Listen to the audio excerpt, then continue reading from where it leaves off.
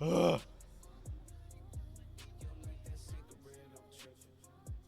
And then we gotta get. Oh, thank you for calling me handsome. I appreciate that. You're so sweet. But I'm married.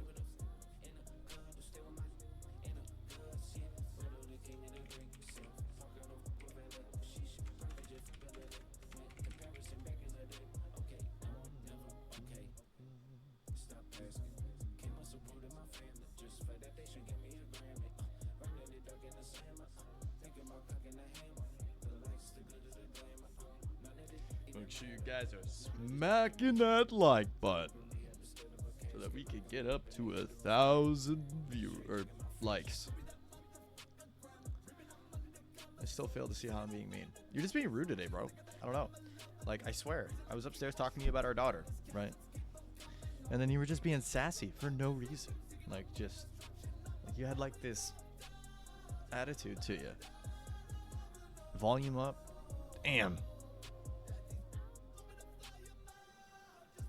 How about now? You are being sassy. You're legit sassy, bro. It's what you're doing. Is the volume better?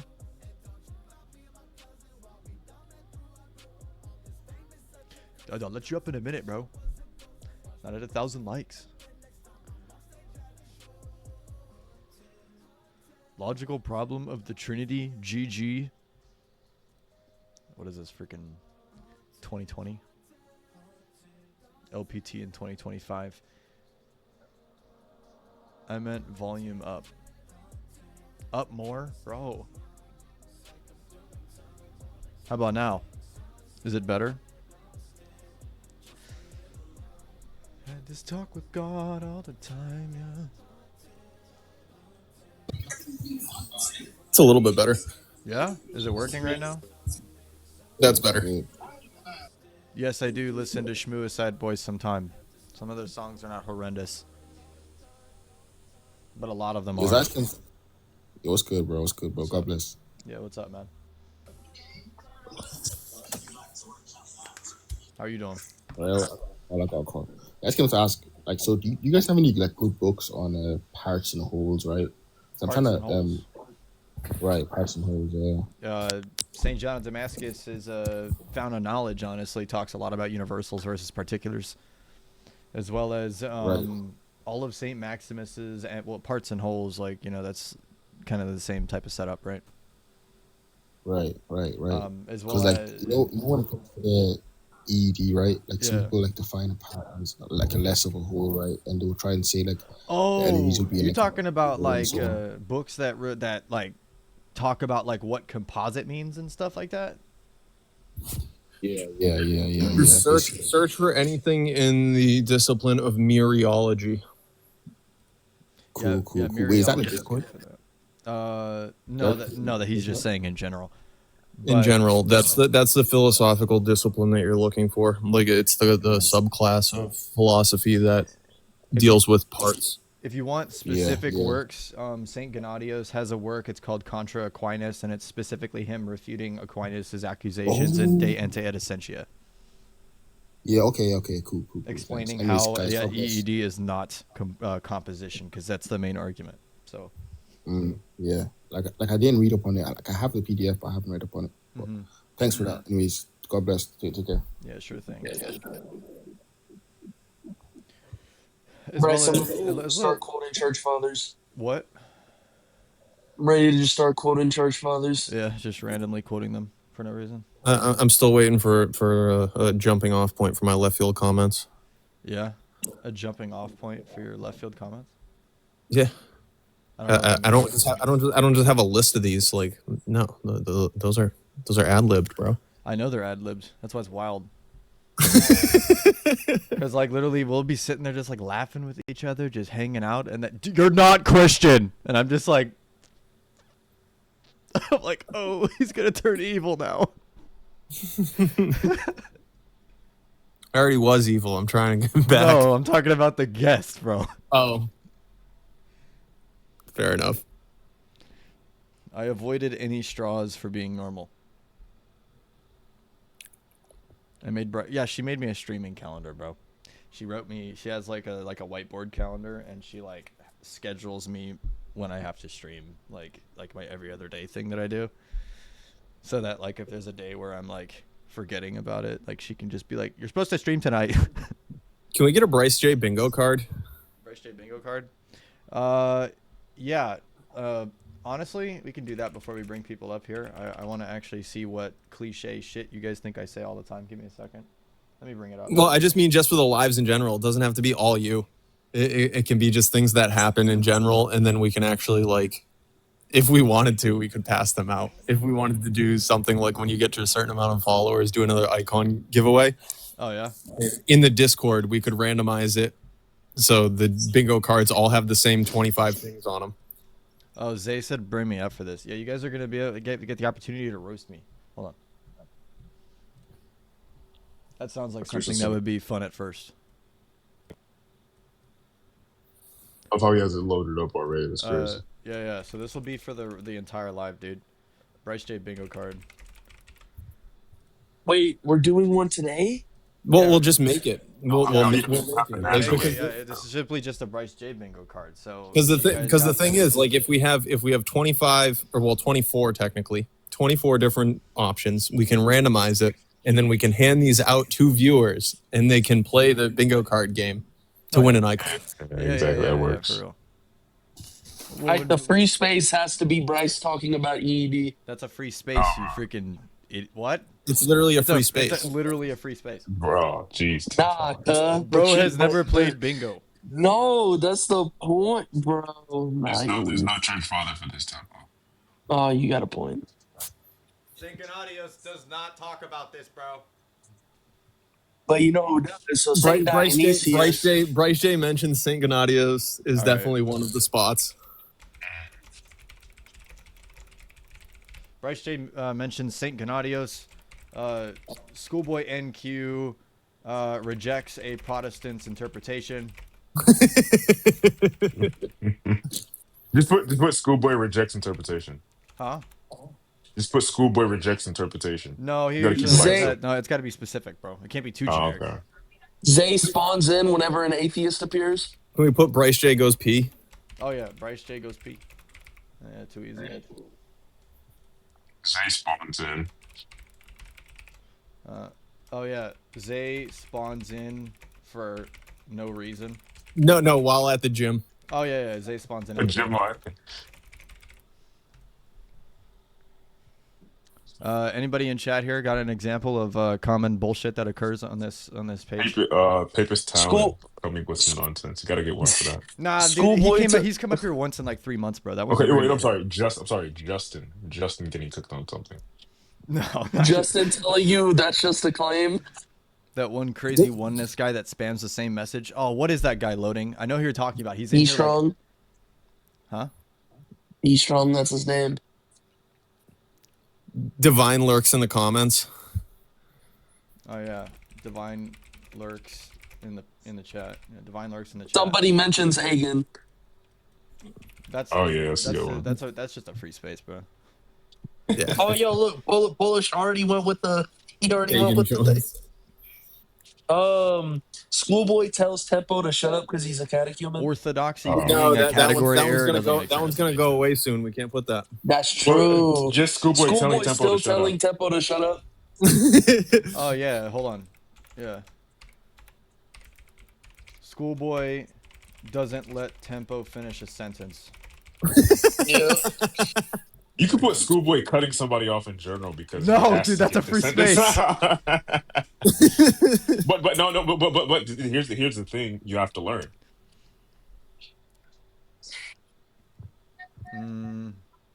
Schoolboy strokes his beard for at least one time. Oh, dude, I'd have to be cammed up for that. That's another free space. Bryce, what's it called? Lifts his eyebrow. Oh, Bryce. In that one, what's it called? Just say Bryce J. Mogg. Just say Bryce J. Mogg. Oh yeah, Bryce J. Mogg. Baby Bryce cries in the background. That's okay. That's a good one. Hannah says that she needs you to do something upstairs. Yeah. Oh, I thought you were actually saying that shit. I was about to run Oh my upstairs. goodness. See, that's the point. Yeah. Okay. We could say Tempo says something completely off topic. Real. Yeah. Doesn't even have to be church fathers, just something Okay. completely off Hold topic. on. I got a question. Yeah. What's up? Do you do you think that the church fathers teach tag? In a sense. The foundations for it are found in St. John of Damascus and St. Maximus. It's in the philosophical chapters, aren't they? Yep. I'm just asking because in your server, I think it was John. Yeah. I think he said like if you deny tag, then you were denying like. That's a really good one, Patristic. Brycej wears sunglasses for no reason. Someone asked what EED is. Oh yeah, that happened like 5 times the other day in the comments. Brycej wearing a Dude, wearing it can't all be collared me, beach bro. shirt. It can't all be me. I do my niches too much. Crap. I do my cliches too much. What's it called? Roman Stig Catholic comes up for poses no as a reason. Muslim. That's what Memento said. That Stig happens comes quite up for often no on this reason to app. yap. Oh yeah, Roman You could just Catholic put Justin yapping. Larps as a Muslim. There we go. So, Oh, yeah, Justin appears. I used to read a lot on like tag and precept till I got like burned out. Did you read on the? Did you read Father Deacon Ananias's paper, "The Contingency for Knowledge"? Well, it's actually, it's not his paper, but it's on. No, his that one's website. That one's Russ Mannion. Russ Mannion, yeah, it is Russ Mannion. It's just on his I did read website. that one. That was pretty simple and good. I read the first one from Father Deacon Ananias as well. Reason for Reason. Yeah, I read that one. Did you ever read The Problem of the Criterion? No, the Chisholm one. I know I skimmed through it, but yeah, I kind of That's gave up. ultimately, fundamentally, it always comes down to that, dude. Yeah, I agree. 9 times out of 10. Like, Yes, John makes I jokes watched- about Albanians. I watched enough Jay Dyer to be able to debate the Criterion problem without having to read Chisholm. Can you put it in quotes but check DMs? Wait, what? Like just anyone says, "Hey, check DMs." Oh, Or check Dis- DMs. Check Discord. Yeah. Check Discord. Schoolboy turns his camera on. Jay Dyer mentioned. Rumi says hi in the comments. Oh yeah, when he just says hi and then doesn't say anything for the rest of the live. Yeah. Oh, I got it. Orthodox Muslim stalks my life. I Real. was gonna say that earlier, but I was gonna wait to. He doesn't do that anymore. He stopped doing that recently. Because we were saying something. He's got an alt now. Right, he has no, exactly. That's why you've Pulls never up- seen him, Don, because he never actually says anything. He just sits in the viewer. Right, we have screenshots of him in his account sitting just in the views doing nothing. Somebody mentions one of the Save Us memes. Just say "save us." Just say quote "save us." Yeah, just save us. You could also do Chris's special song. Oh, I already. No. I already said Chris says something bannable as one of them. Okay, bro. Chat starts glazing anybody. Yeah. Yeah, Glaze Oh, Fest. yeah. Yeah, I'm Glaze going- Fest would be a good one. Glaze Fest. Joel randomly appears whenever Christology is mentioned. Abdul mentioned. You got to keep it short. Abdul mentioned. Schoolboy yells. That's not too common. Schoolboy. You Yeah. don't. The thing is, you don't really yell. You I do did the same thing yesterday. I do. I did you just- yesterday. You just get like elevate he your did. voice. What'd you do? What happened? Somebody Okay. considers going to their first liturgy. Yeah. Yeah. Wait, Schoolboy, you yelled at somebody? What happened? I've never heard you yell before. I screamed yesterday multiple times at this unit. Oh, I know what you're talking about. We're Speaking of not which- talking about the song. Yeah. Bro. Yeah, bro. All it says Bryce. is, yeah, Pedro saying submit to Rome in the comments. Bryce, you know the guy. I was trying to tell you in DMs. I don't know if you were busy or what. That same guy went on Jay's. Went on his live. He went on his stream. Did he? Yes. What guy? Wait, what guy? The guy, the Uniate guy, where he was like L, whatever. He was like, oh yeah, Solomon. My hold on, ancestor hold on. Solomon. The Juniate? Yeah, the Junior, exactly. Yes, he went up on Jay's live and was arguing the same thing. It's just near the end. arguing the same nonsense. I'm like, there's no way, dude. And I was going crazy Discord. I'm like, hey, bro, look at this. Yada, yada, yada, yada. Look at this. And Should blowing we his just whole put DMs up. Should we just put problem of evil? Why I can't see the B column? That doesn't even make sense, bro. No way. I Wait, can what'd see you say, schoolboy? Problem of evil. Oh, It's got a real white bad thing happen. Danny Ooh, it's appears. almost time to go to the gym. problem of evil mentioned. Oh, dude, I'm already about to get my first one. Why evil if God? Yeah. Somebody makes a Eunomian premise to try to prove Filioque. Filioque. That's oh, I know what you're talking about. Yeah, but there's only one guy that I know that's that idiotic. So I don't understand. Why would the Eunomian premise prove the Oh, a Filioque? Catholic the presupposes dignity, ADS when talking the about rank and the dignity fathers. of the Father, Son, Holy Spirit. I find that pretty Bryce arbitrary. cancels a stream post. That's disrespectful. Oh yes, put that on there now, please. But that's not during the stream. Postponed. Stream postponed. When? I don't know. A Roman Catholic presupposes ADS. Overused The name last 2.0 four said should- ADS is necessary. The last four should be like random heresies that are held by like Protestants. Oh, here we go. There is no hey, third entity called the Holy Spirit. Hey, Metatron, why is the Holy Spirit declared as a person in the Bible then? There's one of them. Psalms 139 shows that God's spirit and presence are synonymous. What does that have to do with this status of being consubstantial? Soma with the Son of the screams Father? about Florence. Tempo's horrible timing when he mentions something while someone's talking, and then causes Schoolboy to crash out. All you hear is Tempo. Actually, Saint Ignatius of Antioch in his letter to the Magnesians. Can we put But golf? Can we just put golf? Real. No, we're not putting golf. mentioned. Schoolboy flexes his 3 handicap. Rumi's not racist, really any denomination right now, but he's probably going to become Roman Catholic again. Racist joke from Zay. You make racist jokes? Casual racism. Bryce, do you not see the TikToks? Or maybe I haven't sent you the like bad TikToks I sent like Jordan or something like that. I'm gonna start sending you those TikToks, bro. I'm sorry. You must not know me well. What's up, DeQuavius? Yo, what's good? Not that much, man. What's going on?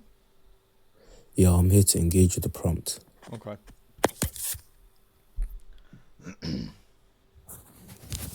You going to the gym, Zay? I just want to listen to the panel a little bit. I might stick around for the first day. You know, I might actually be here today. Engage. Okay. Wait, what happened to the Quavius? Yeah, where'd DeQuavius go? I don't know. Just left, I guess. All right, back to bingo. Wait.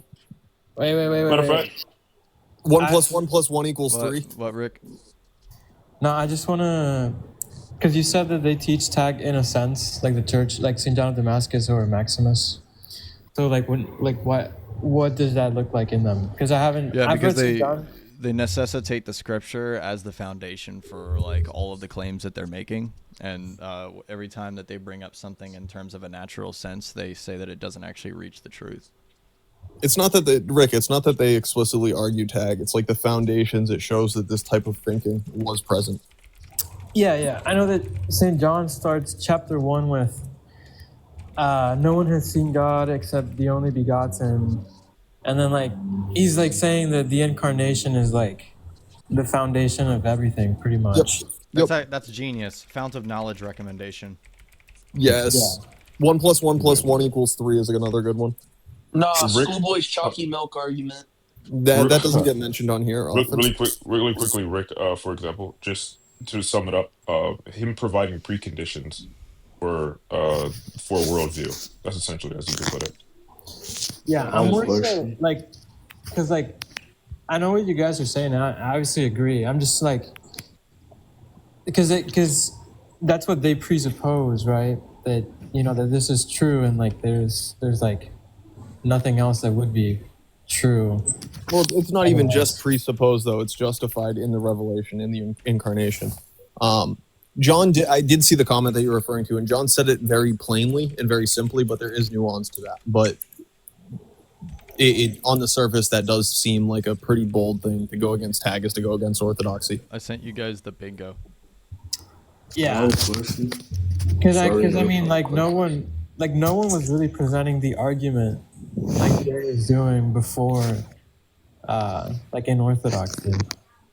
I think at least. Because I watched this stuff on Bonson and who's the other guy? Is there another guy?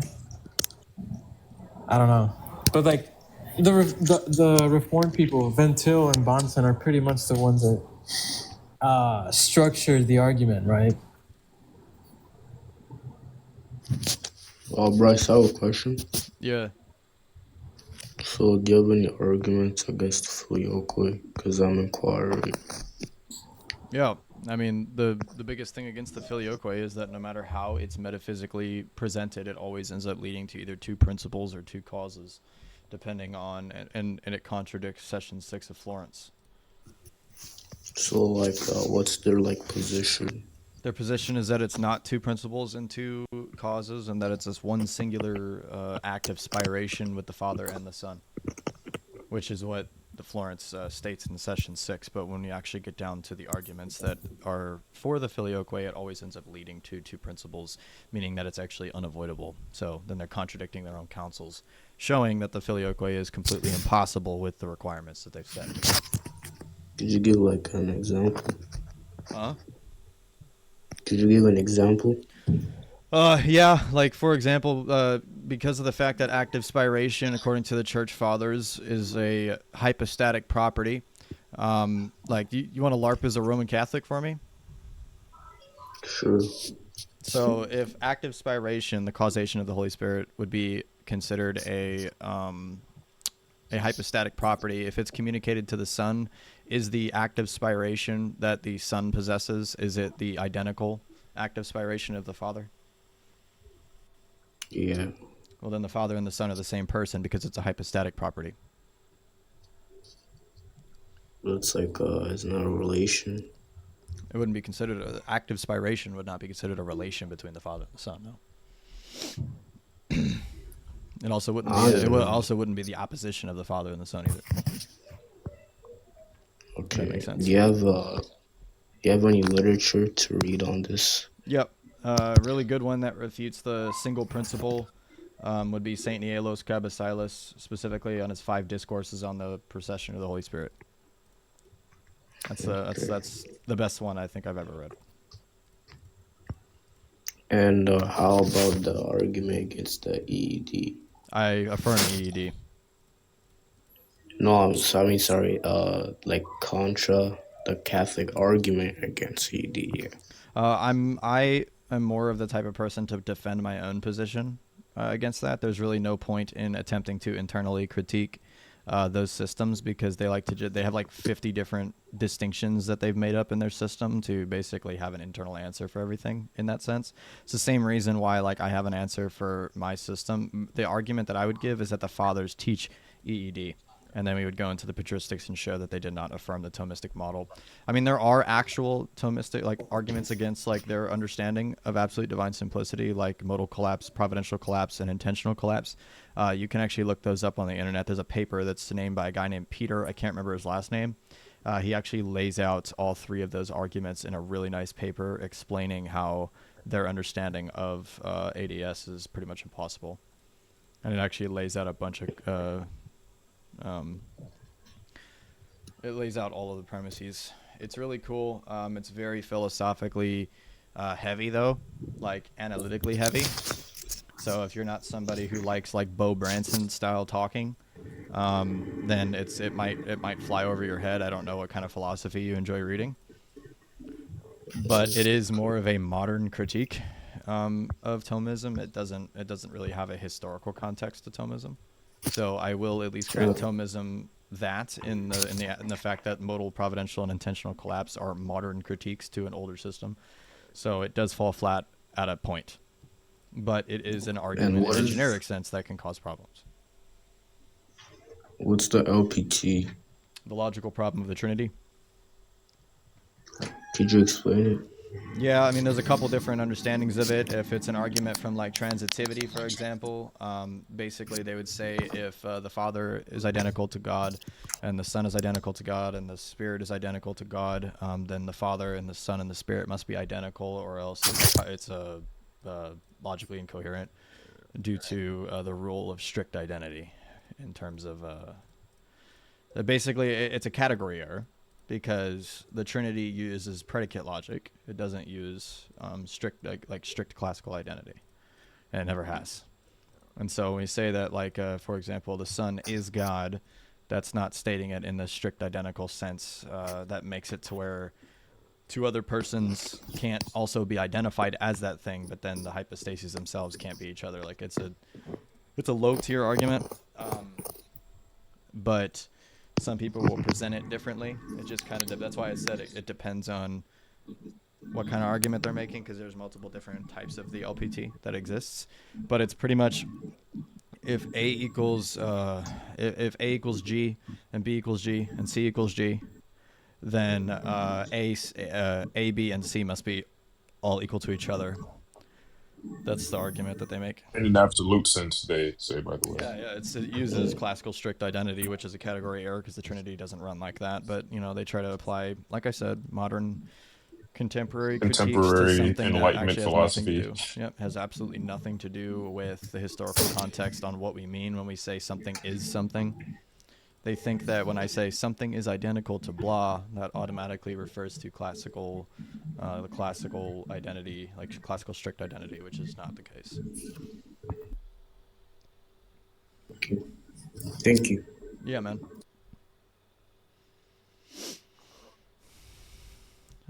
Play that song again, 'cause I like that. Anything else he could help you with? Jesse?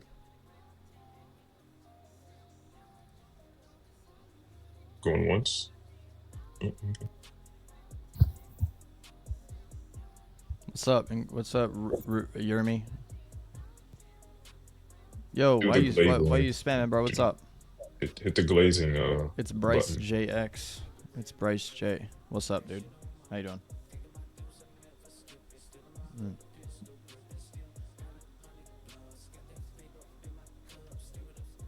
No, Yermi. No, you can't get mod. I wasn't gonna say anything. I was waiting for school, but is it? Ask one more time and I'll mute you. All right, I generated my bingo card. I'm gonna put it on the screen now. How many do you have crossed off so far? Oh, I'm about to start it. Hey, Remy, you gotta relax, Yermi. man. Schoolboy's gonna mute you. Yermi, bro. Yermi, I'm sorry. Yermi.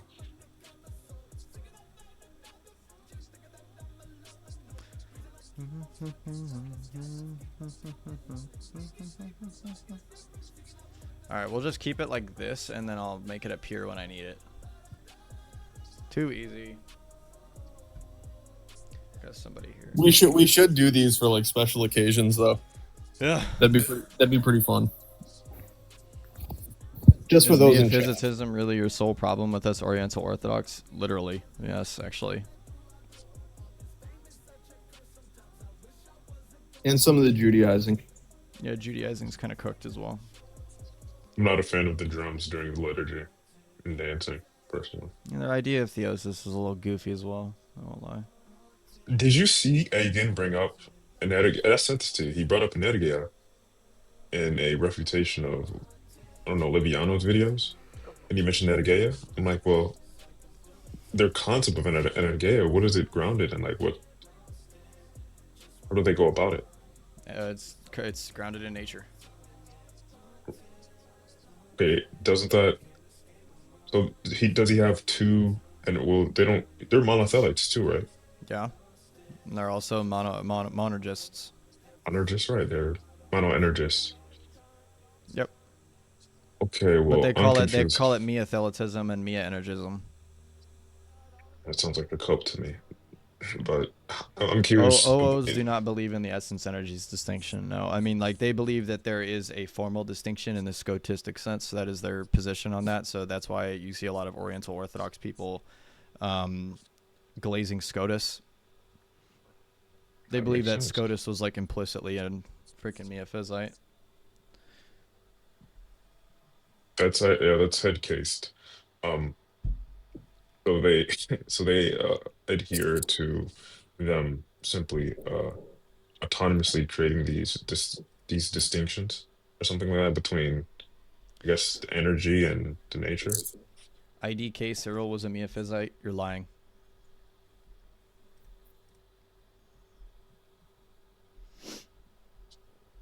I think they intellectually create the distinction, though. Is that what they adhere to? It's scotistic formal, so the necessity of the distinction relies on God and man for it to exist properly. That's what a scotistic formal is. Right. It's just not prior. Well, yeah, obviously it's not prior to the intellect.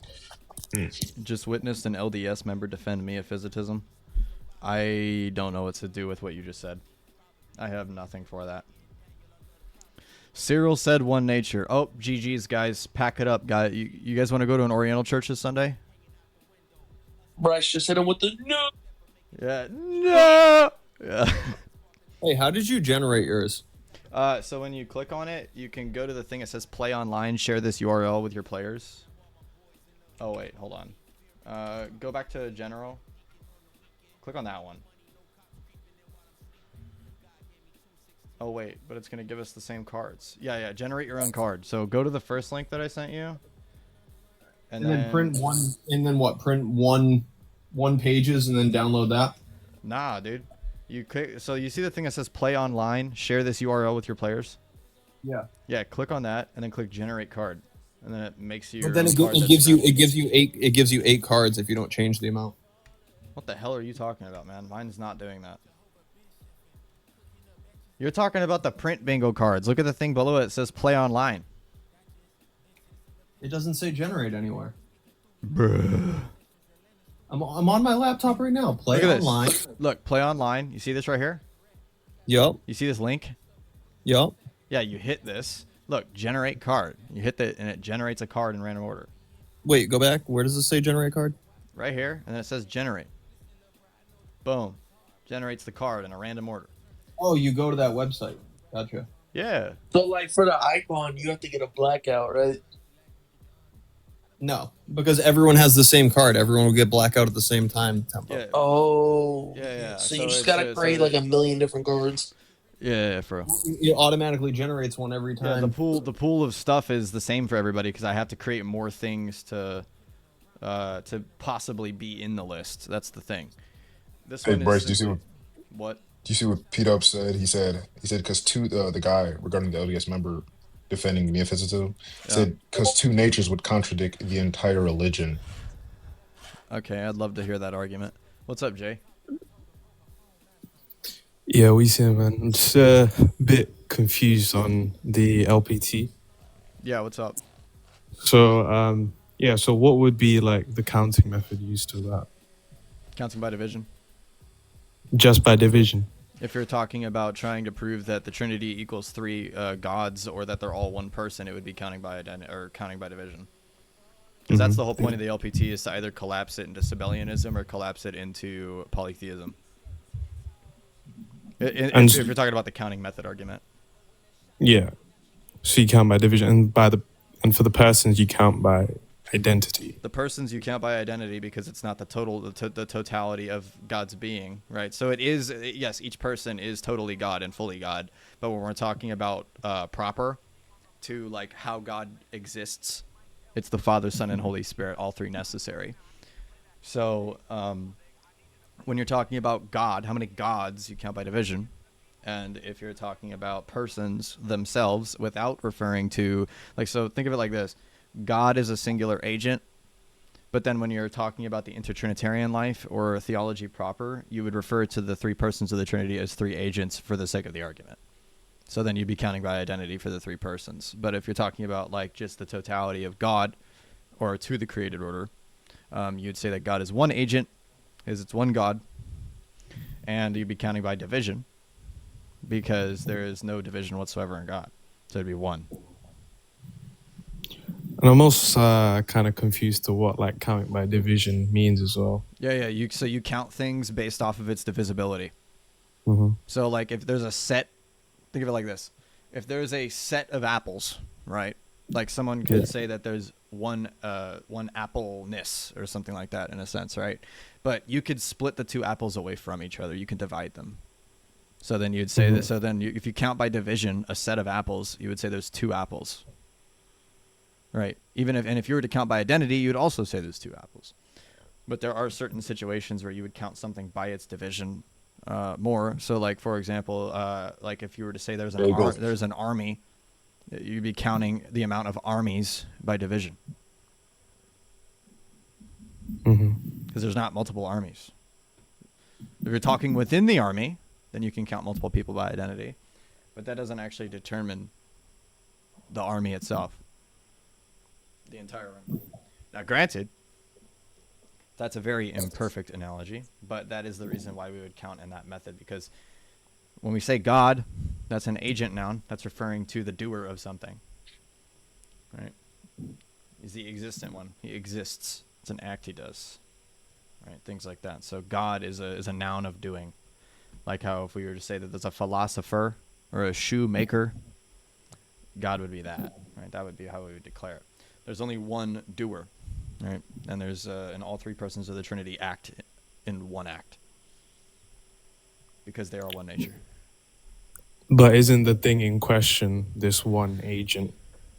Yeah. So we show that it's one agent by showing the counting method that's utilized, as well as showing the way that acting works. So you and I both naturally share the same faculties or energy type, energeia type, to perform the same acts. You and I can both sit up naturally because our nature allows us to sit up and walk away from the table, right? Yeah. But hypostatically, right, you might not have legs. So you might not be able to do something based off of your personal existence, right? So I might be able to get up and walk away, and you'll have to chase me in a wheelchair. So then you and I are doing different energy tokens, energeia tokens, which is the actualization of a capacity or an ability. And so you and I are separated because I can do something you can't, and vice versa. And so in God, it doesn't work that way. All three hypostases act in one singular token. There is literally nothing that God does that not all three persons are participating in a triadic manner. And that would be the reason why God is one, according to St. Gregory of Nyssa in his work on Not Three Gods. As well as Ad Eustathius and Ad Zenodoron. But you can only read Ad Zenodoron if you use St. Maximus's citation of it. But, yeah. How would God's knowledge also be triadic? Let's say the Son saying he is the Son, and the Father saying he's the Father, Holy Spirit saying he's the Holy Spirit. There's three, like... They don't do that. God does not have propositional knowledge that's actualized by hypostases. That's not how that works. I mean this like analogously. I don't mean it like... Oh, so what do you mean? Yeah. But, so, like, do they... In what way do they think, then? Like, how is the knowledge triadic? They think triadically, right? So, like, God knows that he is the Father, the Son, and the Holy Spirit. Right, there is no separation. Like, for example, the Son is not predicating an alternate proposition than the Father is by saying, I'm the Son, he's the Father. Like, that's not a thing. Because then that necessitates that there is different energy tokens in the persons, which is not true. They do not think differently. They do not have different propositions based off of hypostasis.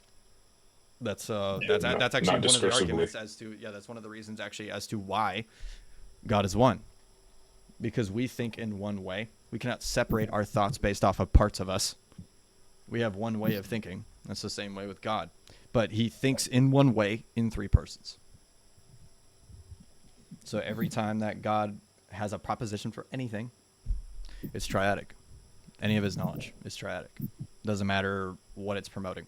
It's actually the reason why The Son receives everything from the Father. This includes knowledge, as well as the Spirit receiving everything from the Father, which is knowledge. So there would be like one knower saying that he is God. Right. There's one knower, and the three persons of the Trinity do not have their own instance of knowing. They don't have an individualized instance of knowing. There aren't even the instantiations, which also people try to pose, because God's not a universal nor an instantiate. Mm-hmm. So there's like 3 modes of knowing. I have never heard someone say that, so I'm not going to affirm that. Hmm. I'm not really sure about that, because when you say that there's a mode of knowing, that's also saying, like, because technically speaking, like, you and I share the same capacity for knowledge by nature, but you and I have different modes of knowing. That's actually one of the reasons why you and I are not the same. Yeah, we're separate. Yeah, I have the ability to acquire something differently than you. That's why I have a different mode of knowing than you. So I don't know if you should say that about God. The 3 persons are infinite, so they don't have this same separation. There's a perichoresis. There's a mutual indwelling of all 3 persons with each other. Yeah. There would be a logical order that is completely conceptual on how God knows things triadically. So when we say that it's from the Father through the Son and the Spirit, that is a logical distinction. That's not actually a real thing that is going on. It's not a legitimate flow of knowledge to where the Son receives it prior.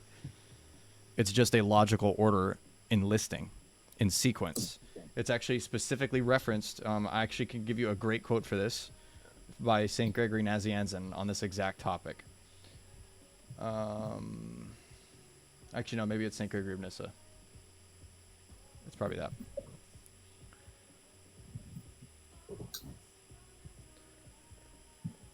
Epiphatic. Yeah, here we go. This is in Against Eunomius, Book 1, Chapter 16, page 54 of the Philip Schaff collection. Does the place of Silvanus, second and after Paul, indicate that he was other than a man? Or is Timothy, because he is third, considered by the writer, whoso ranks him a different kind of being? Not so. Each is human, both before and after this arrangement. Speech, which cannot utter the names of all 3 at once, mentions each separately according to an order which commends itself but unites them by the copula, in order that juncture of the names may show the harmonious action of the 3 towards one end. So it doesn't actually promote anything, like in reality, that shows like that there's actually an order that's occurring here. It's simply a logical order. That's what the fathers unanimously agree upon. When we say that the Father, Son, and the Holy Spirit are that's the order, that's just a logical order. It doesn't actually proclaim anything in reality as to how the operation applies to God's thinking. So when we say that the knowledge comes from the Father through the Son and the Spirit, that doesn't mean that the Spirit is waiting, like in like some eternal sense in that way. They all receive it at the same time because they're perichoretical. They have a mutual indwelling with each other. So they all know everything that the other knows. Right? That's why it's one knower. So that triadic formula is almost like conceptual. The triadic formula for discussing the logical order of persons is conceptual, but the persons themselves are really distinct from each other. So, so determining the order of operation is considered conceptual. But mind is proper to nature, so they all possess one mind. Yeah, they all possess one mind, and they all have one instance of mind as well. They have one mode of thinking, one mode of knowledge. Right? There's you and I have different modes of thinking, different modes of knowledge. I have the ability to think about something that you're not thinking about right now. That's not how God works. That's why we don't. That's why when people try to bring up these arguments for like the LPT, it doesn't apply, because they think that the so for example, they like to ask this question to me sometimes, and it's super freaking annoying.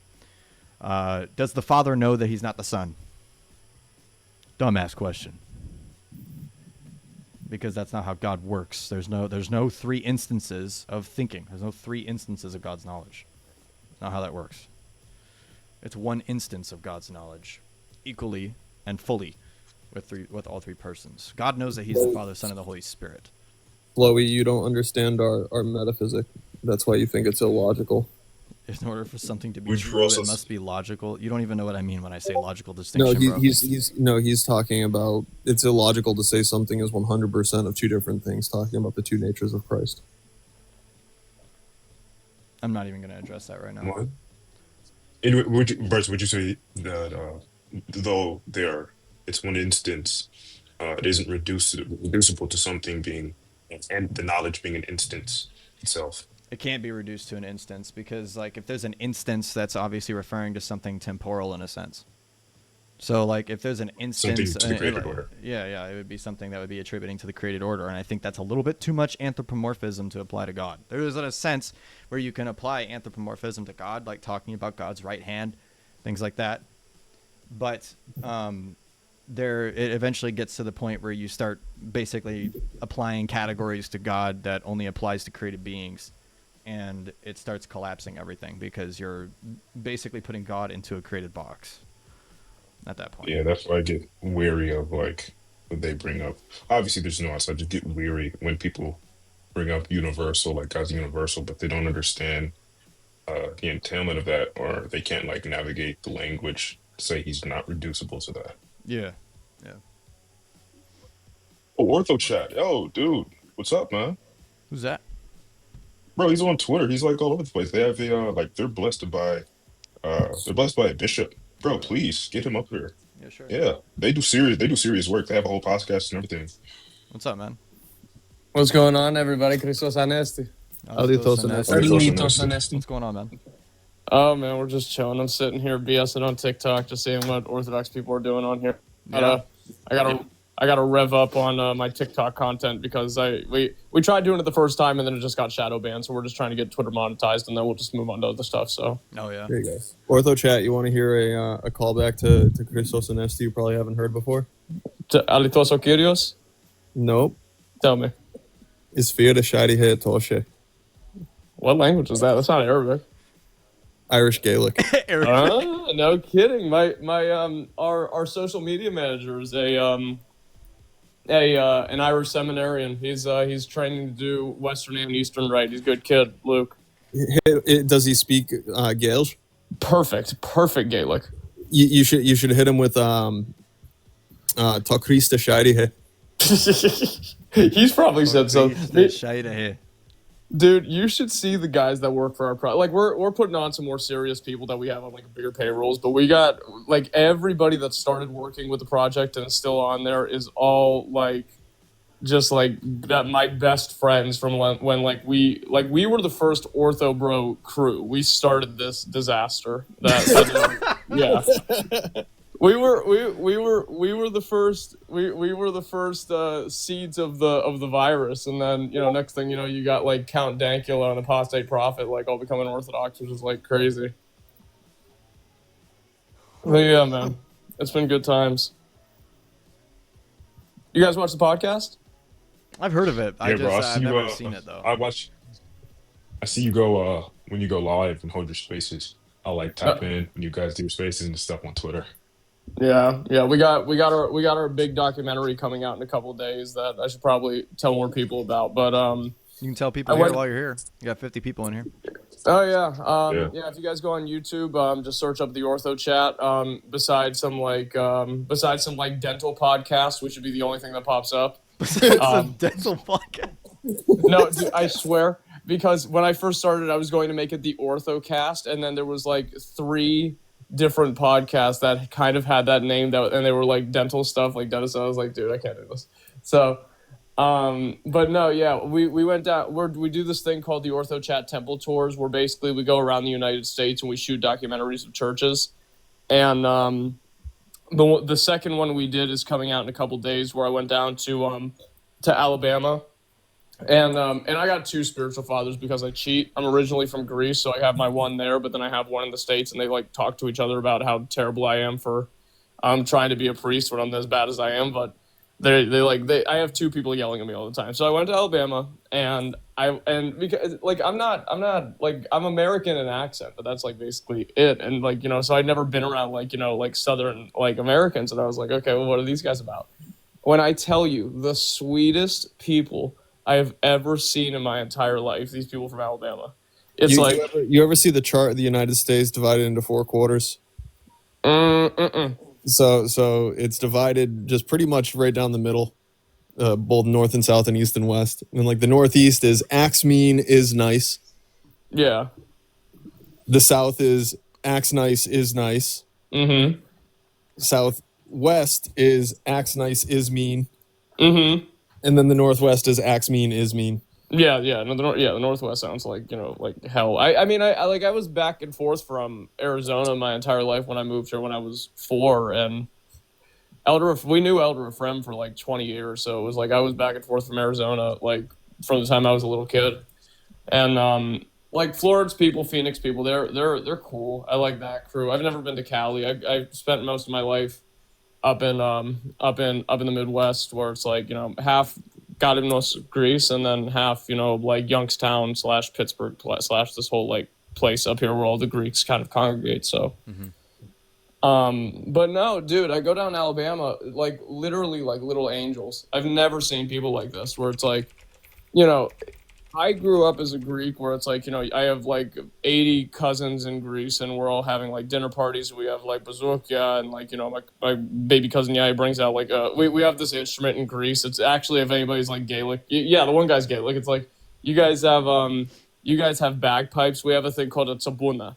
And a tsabuna, it's a sheep's stomach that we pretty much inflate and we turn it into a bagpipe. As long as it's not like the Romanian ones that are just like full goats. Those things are so cursed. It's kind of like that, but we clean ours up a little bit and we bleach them, so we're not like, like scary looking. So yeah, those Romanian ones are just terrifying. Yeah. Mm-hmm. Yeah, no, I was supposed to take a trip out to Romania whenever. I don't know. I got so much on my plate. I want to like. Yeah. Anyway, but no. So I go down to Alabama and we do a documentary of this little like maybe 30 family parish, and bro, I was sitting on my spiritual father's like living room floor, and like we're just like I don't think I slept 3 hours that whole trip, because he's just telling me about every question about like the Dionysian corpus that I had, and like the Dionysian superposition on like breaking entropy and how it relates to like the crucifixion and stuff. And I was sitting there like there's very few things that blow my mind. Like these people down there are so smart, but they're nice, like Greeks. Like we would do liturgies, and then we would go into like their little cafaneo, and they would have like peach cobbler and like a whole bunch of like southern people stuff. And I was like, oh, this is like great, like I could do this forever. And they're fantastic. But yeah, that's coming out in a couple days. And then we put out interview with Father John Tomasi. I think it was yesterday it came out, and that one hit me hard because it's a sweet little old man who has this this parish they're pretty much renting a building out of. And when we did the interview, it was him in front of the camera, and then behind the camera, it was like his entire parish like watching him do it. Aww. And they were all so excited, and they were like clapping when it was over. And then like his birthday was a couple days ago, and he's like the 73-year-old man, and I was like, oh, this is so sweet. I was like, that's awesome. I'm so happy. But yeah, so big stuff happening. Big stuff. Very good. Very good. Sweet. Have you been to Michigan before? Michigan, it's right on top of me, man. I just never had a reason to head up. I think there's a monastery up there. There's quite a few. There's one here in Detroit. When I found out there was we have something called the Annunciation Cathedral here in Detroit, and then we have a monastery. I think it's Romanian. We have a few monasteries, but the one I'm going to go to in Detroit is Romanian. And it doesn't look like it's in Detroit. It looks like it's in Romania.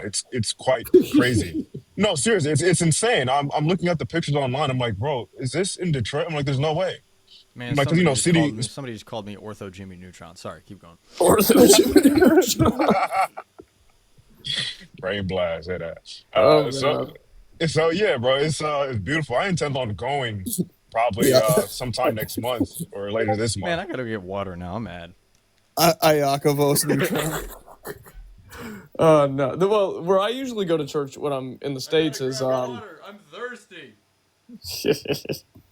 Where I usually go to church in the States is that like 45 minutes from my house is Elder Ephraim's first monastery, Nativity of the Theotokos, and We go, and we've been kind of in and out of that place for as long as we've been in America. So I just visited Saint Nectarios back in January.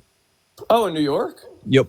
Oh, dude, it's such a nice place. Well, you know what the funny thing is that so St. Anthony's is, I don't know how many people know this, but it's considered probably the harshest to be a monk at out of all of Elder Friend's monasteries. It's that place is the Buds program for monastics in the States.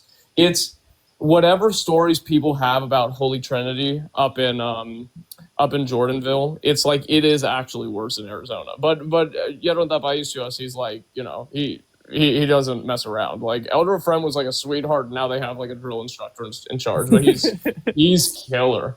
People talk about Elder Friend all the time. What is he like though? Because I hear when they speak about these headmasters of these monasteries and how yes they are strict for good reason, absolutely. But I can't conceive of it from from the spiritual sense or even a practical sense of how would they enforce this? Well, so here's the thing. So Yeronda Ephraim, I've literally known him since I was a baby.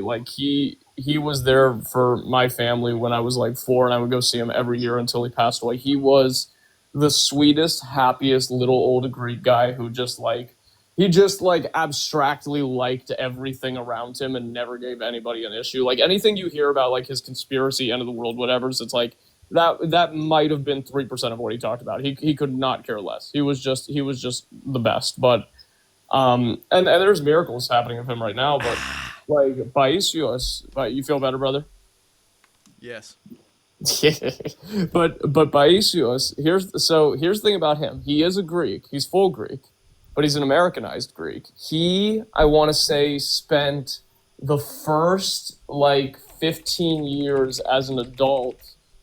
He went to flight school. I went to flight school too, but he went to flight school. He was a captain at United, I want to say, for something 10 years, and then he ended up becoming a monastic.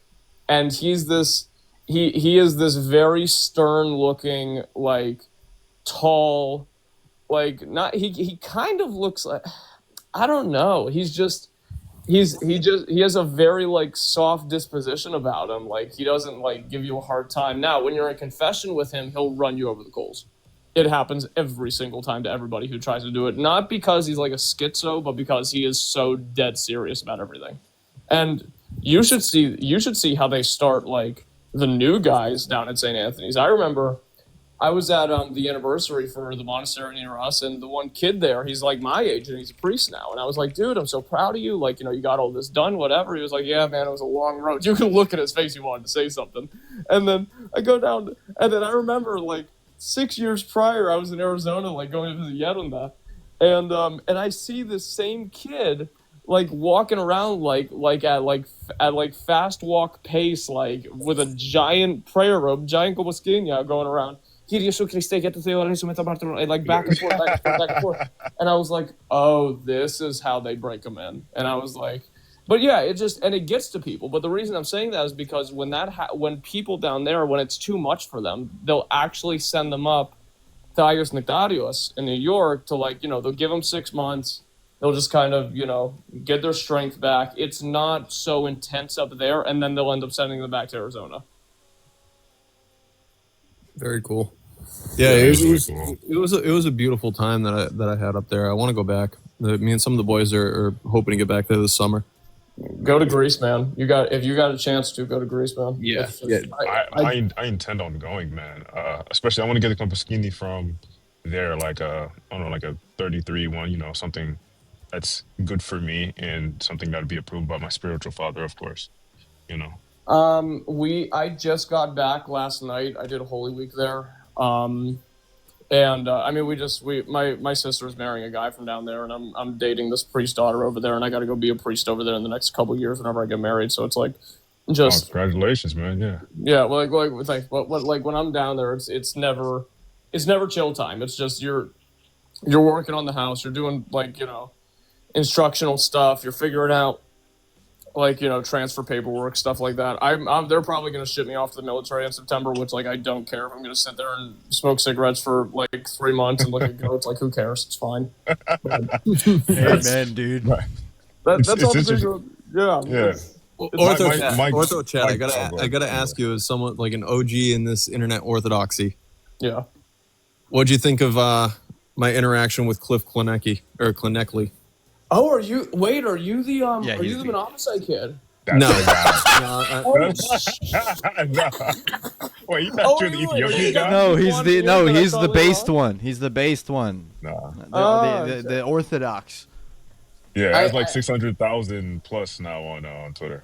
Oh, I don't think I saw it. Send it to me on the Orthochat. I'll take a look at it. I haven't seen it, but it was a non-conversation, to be honest. He really shot it down and ran from the question I asked him. Man, I wish that was on my bingo card. That was the funniest thing I've heard all night.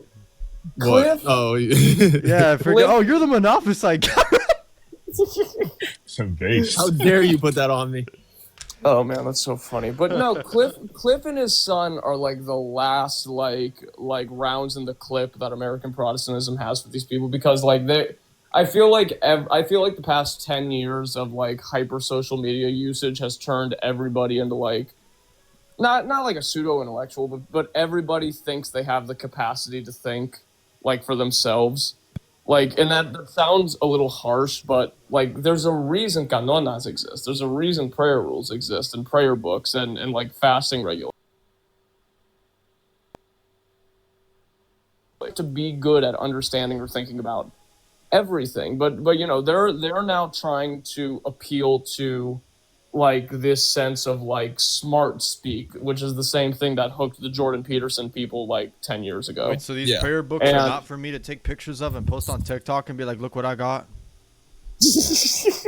No, you could absolutely do that. Just don't show anybody like the prayer rule your priest gave you. You're never supposed to do that. No, dude, I live stream it, bro. I'm playing. Yeah, bro. I'm trying to show you how pious I am. You guys watch it? Like that one catechumen guy on TikTok that was doing freaking hesychasm on TikTok Live. Mm-hmm. Oh, nah. That was wild. We don't have to bring that up. But I say it in a generic sense, but not the guy's name. Orthochat, do you know like A Westgate on Twitter? Yeah. Me and him have talked over the years. There's like what the problem is, like there's guys who like have big followings like that. His theology's like a little funky, but he's not like a bad person. Me and him have talked over the years. He's a cool dude. He's the one that reposted the video of me and Cliff that went pretty viral. Yeah, I'll go. It's on my page too if you want to watch it. Yeah, I'll check it out after. But it's like, dude, like, yeah, you know what the problem is? It's like I see some of these internet Orthodox guys, and it's like they'll rake up big followings, like Christian Mario, the Luigi kid, like. I don't know. I mean, like, I don't think Dyer really applies to this, but it's like you got these guys who are like getting up their numbers, and I'll call them sometimes. I'll be like, dude, so like, what do you do? And they're like, what are you talking about? I'm like, what do you do? Like you have like 15,000 people, 30,000 people looking at you. Why don't you do something? Like if I showed you guys like the 5-year playbook of what the Orthochat's gonna try to make apparatuses for around like the Orthodox Church, it's like. If any one of these guys decided to like make like a business out of this, not like like crypto bro, like red pill, like FAG culture. It's like Orthocoin.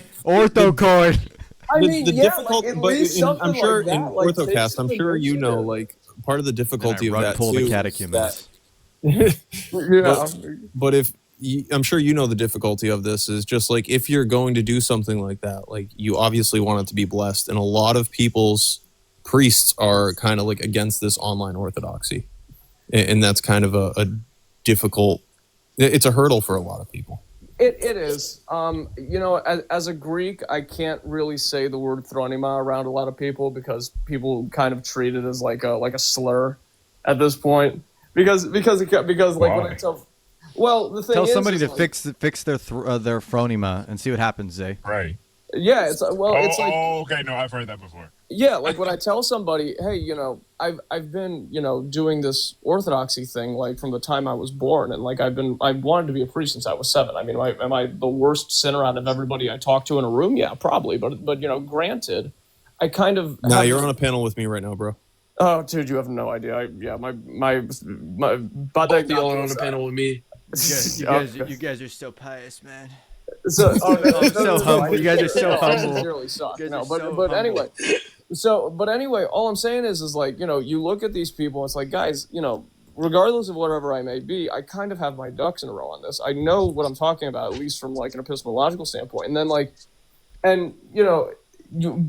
growing up Greek Orthodox in the United States is difficult, and most Greek Orthodox kids in the U.S. only grow up Greek Orthodox in the U.S. If I tell you the difference between like the general spiritual disposition of people here and there, like in Greece, as far as Greeks go, it's like, dude, night and day. It doesn't look the same at all. You guys sin? I thought you were Christians. well, no. What I'm saying is like here's what it is here. Here's what it is here. Like you're born, and then like you're in some Midwestern church or whatever, and like you go through the whole like the Sunday Bible camp, like the summer camp programs, whatever. You do Camp Nazareth, you do YAL, you do Joy, you do Goya, you do like all these church funded programs, but like. I have a terrible cough, but all these things don't manifest into a person like becoming like a gentle spirit, like inheriting the grace of Christ. And it's like, you get to be around Greeks, you get to be around Orthodoxy, but like, we're gonna kumbaya Jesus for 30 minutes, and then everybody's just waiting to get out of there so we can like, I don't know, just like be go to Wendy's. Yeah, like be monsters in the hotel room, or like go like just like go like burn darts at like the local sheets. It's like if you can't make something engaging for people, why would you be upset that they don't engage with it? That's the whole thing. And then like Orthodoxy is supposed to be consistently miraculous, and I don't mean that like you're supposed to see the clouds split open every day, but like in a way you're supposed to see God in everything. And that's how people in Greece are. It's like, regardless of however much we sin, regardless of, like, literally in Greece, the week before Lent is our American Halloween. That's what it's like. Everybody puts on crazy outfits. Everybody's at the bar. Everybody's, like, drinking like a fish. And then Lent comes around and we understand what we need to do. Like, yes, is it great that we try to get it all out of our system? No, probably not. But granted, it's like, we understand, the... Like universally, culturally, we understand the implications of all this. We know how revealing the real people, man. Revealing the real people. The reason for that is because the original sin was being Greek. Okay. Yeah, of course it is. Yes, I got one on my thing. Hold on. I love hearing that from a Russian. I got one. Bottom left corner, guys. Casual racism is checked off. B5. Don't worry, we'll solve the schism tonight. We will solve the schism tonight. Hold on. Let me just we're messing around. Boom. I was talking with someone at my parish about this Orthochat, and a big difference between America and Orthodoxy in the old world is that when you are, I forget who he said wrote this and had this observation, but when you're in Greece, when you're in Serbia, when you're in these Orthodox countries, you are surrounded by the culture, right? Yeah. You are, the history is in front of your eyes constantly, right? When you're in America, we are living in history because everything is constant innovation. Everything is so new. There's so much novelty. There isn't this deep-seated tradition that kind of like not imposes but transposes onto your soul, essentially being enmeshed in the culture that is so rich with this tradition. Yeah. And there's no deep root in America of that. Well, America is missing the monastic tradition. I wouldn't say that. I think Yeronda Ephraim helped it. Yeronda Ephraim started it. But even the monks at the monasteries of Yeronda Ephraim, affirm, because I visit one very often, they say that America's issue is the missing of the monastic presence and the lived tradition of orthodoxy, because the elderly within the churches of America, the elderly within the churches that are Greek, within the churches that are Serbian, Albanian, Macedonian, God forgive them. God forgive them. Like, these I almost people got almost got another bingo I spot know. for that. I almost I did. know. But these people are dying off, and they're just you can't have orthodoxy growing without the monastic presence and the prayer life to support it. To have these people, these monastics that are constantly in prayer at these monasteries where the faithful Orthodox Christians can visit, because, like the words of Saint Seraphim of Sarov, if you acquire the spirit of peace, 1,000 around you will be saved. Yes, so these monastics is what's missing in America. You have 17 monasteries from Yeronda you have a handful of other monasteries from the Russians, handful of monasteries from the Serbians, but look how big the country is. You think this many monasteries is enough? No. I agree. And just and like to speak on that too is there's a lot of rural land within America that has so much room for like Orthodox monasteries to grow. I agree, and I think something that people that are a lot of people newly coming into the church, they don't really understand what a monastery is for. And yes, it is visiting and it is immersing people in the faith, but like when we think about the grace of the Holy Spirit, we need to think about it in a sense that it's like semi-tangible. It's kind of like a gas. And what I mean by that is just like our friend I don't know your language. It's just like our friend here said, once you acquire the spirit of peace, 1,000 around you will be saved. And the thing about that is the spirit of peace, the grace of the Holy Spirit, has nexuses. It has things that it radiates off of. It has people that it radiates off of. It's said in the scriptures 1,000 times. Just so you know, my language is Ebonics. Anyway, continue. Real. The shizzle. He's your neighbor from the north. Don't let him fool you. It's all right. I was an organic Greek wigger from the time I was like 14 until I was like 19. So it's all right. You're Greek, dude. Hold on. Come back up, Orthochat, because I'm not taking a risk on that one, dude. Come back. Come back up. I can't take a risk on that one, bro.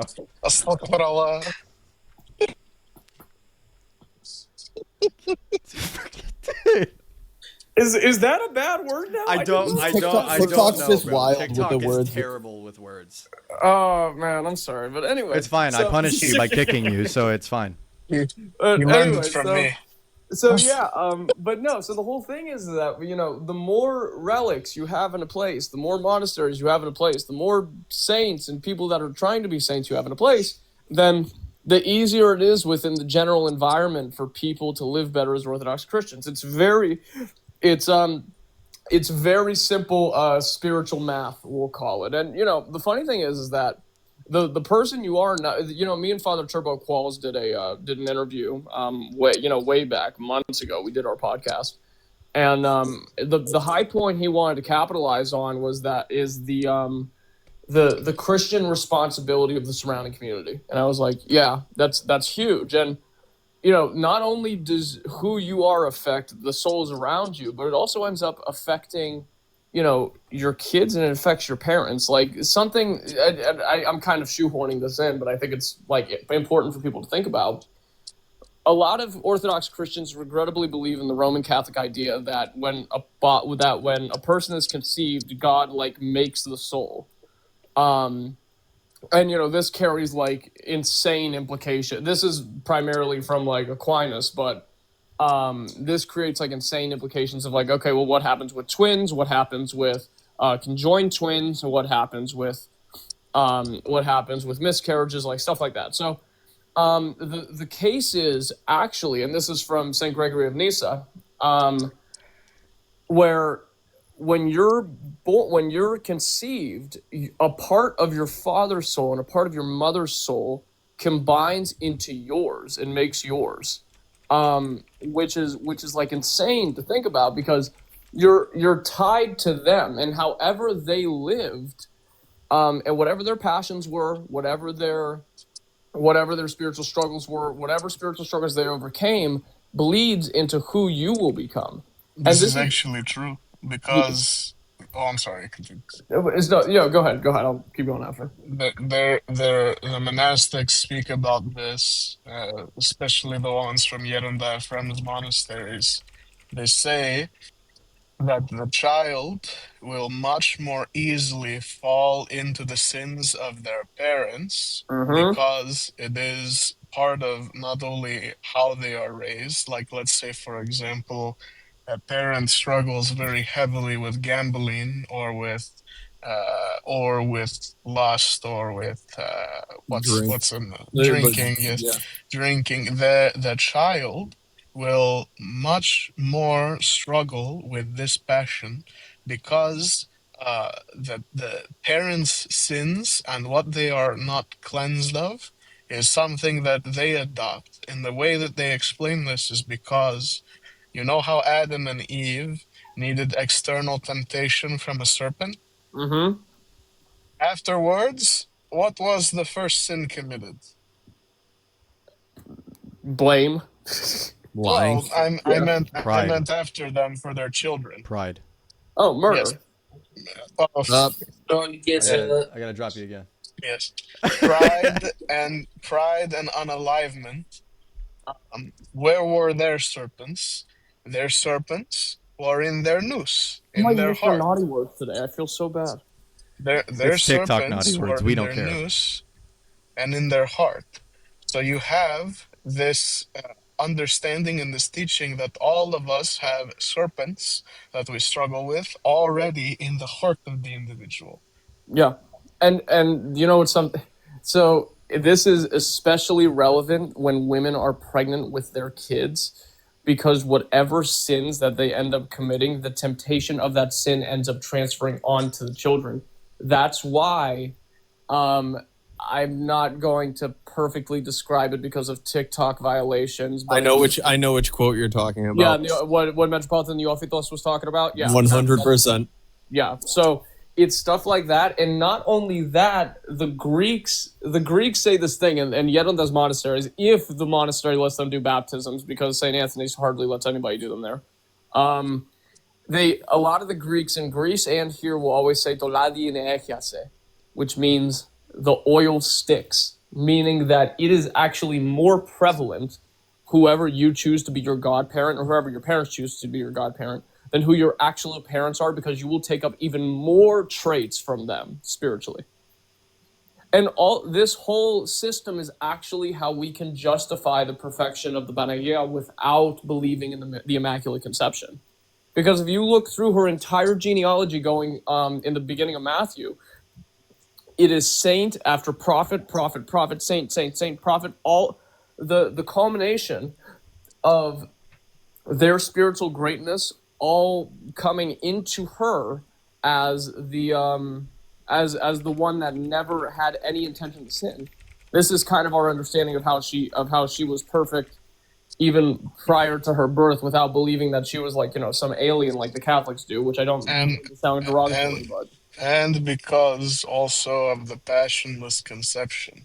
Yes. Yeah, that's actually the big important part, and I try to harp on that with people, because that's the only way to justify the atonement in an Orthodox way, instead of everybody thinks because of Father John Romanidis, God bless his soul. Bryce, who has one of the best writings on that? On what again? Say that again. Bryce, who has one of the best writings on that? On what? Again, I didn't.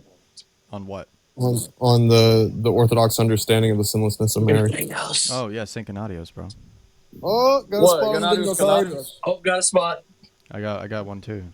You guys should. I mean, if you probably have, but if you guys read On the Incarnation by Saint Athanasios, that's probably a banger too for that. He does mention that in that. Oh, that really went right over me.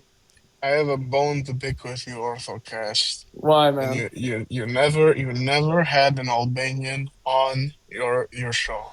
They're hard. They're hard to find, man. I try. I had one. Okay, as a Greek, you just have to have them smile in the dark. What are you talking about? Yo, I don't think you can say that, bro. No, I don't think TikTok gets that level of humor yet, but it'll get there. That's meta. That's meta racism. They don't understand that.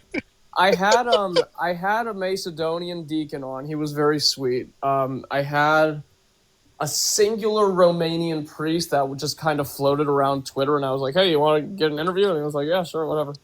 My point stands. My point stands. Hey, listen, if you have a Albanian Orthodox priest who could speak English, send me his info. I do, and he's an Archimandrite. He's an Archimandrite. Okay. My priest as well. I mean, it's technically a Greek parish, but he's Albanian. Yeah, send me their info. Yeah. Alhamdulillah. The whole thing is I'm doing my best to have as few Go-Arts priests on now as possible because I know that I'm going to get all of them eventually. But the problem is that I want to try to get all the other ones prior to that. So the Greeks don't go, oh, we're not going there because you had this person. No, well, I've made it very clear to them. Like even Archbishop Filioque knows about our project, and I just, his chancellor was back and forth with me. I said, look, guys, I don't want to get serialized by GoArch. If you guys want to like small business loan Philotikos Society, maybe that's fine. But like I remember I did my episode with Father Barnabas Powell pretty early, like when the project was just starting, because me and him have been friends for years, and I was like, hey, I remember you were kind of like one of the cornerstones of ancient faith not going underwater. Do you think I should get serialized by GoArch? And he was like, don't do it. And I was like, why? He was like, you should be free to get anybody on that you want. And because of that, I've had now I personally don't agree with the Western Rite, but I had 5 Western Rite priests on my thing, on my podcast. And I was like, in what way do you not agree with them? So the intention's good. I don't think they're bad people, but I think actually no, the intention isn't always so great. There's definitely problems with adding people to liturgical calendars that shouldn't be on there. Well, no, it's not even that. It's like it always comes on, and I have buddies who are Western Rite seminarians, and they're great people, but it's like I always have this thing where when you talk to them, it's like, oh, well, guess what? We're not Russian, we're not Greek, and we're still Orthodox. It's like, okay, that's fine. Nobody asked you to be. But it's like it always comes from this place of the same kind of spiteful ethnophilism they scream at us for, like the Greeks. And the other part of it is that I remember I did an interview. Well, he's a great guy. I love him to death. Father Patrick Cardine. He's a Western Rite Orthodox priest. And we did 3.5 hours together on the show. I remember some point in the middle of that, he was doing that kind of shtick where he was like, oh, well, you don't have to be Serbian or Russian or Greek to be Orthodox. You could follow your cultural heritage. And I was like, okay, that's great. But when an Indian guy or a black guy from Africa or a Chinese dude comes into your church, are you going to then tell them off of that same premise you now need to be British or Italian to be Orthodox? Because it's kind of the same thing. And he just sat there in disbelief and literally said, I never thought about that. I was like, yeah, you guys are just playing to a side of another coin. And if we're going to be a truly ecumenical church, the issue is that yeah, sure. And on top of that, even if the intention was a little bit better than that, they'll argue against this all day, but I'm just going to say it. It's when you have the Greek Orthodox, when you have the Byzantine Orthodox rite of liturgy, even when Constantinople fell, Russia was a superpower in Orthodoxy. Ukraine was a superpower in Orthodoxy. They had everything they needed to continue it. When Constantinople fell, Greece picked up the slack again when Russia fell under the communist revolution. We never took a break. From the time of the schism up until 30 years ago, with the exception of a couple Italian churches and even then the one Benedictine monastery on Mount Athos that closed 2 centuries ago, we're dealing with a system that is basically all conjecture from bookwork that hasn't existed in a millennia.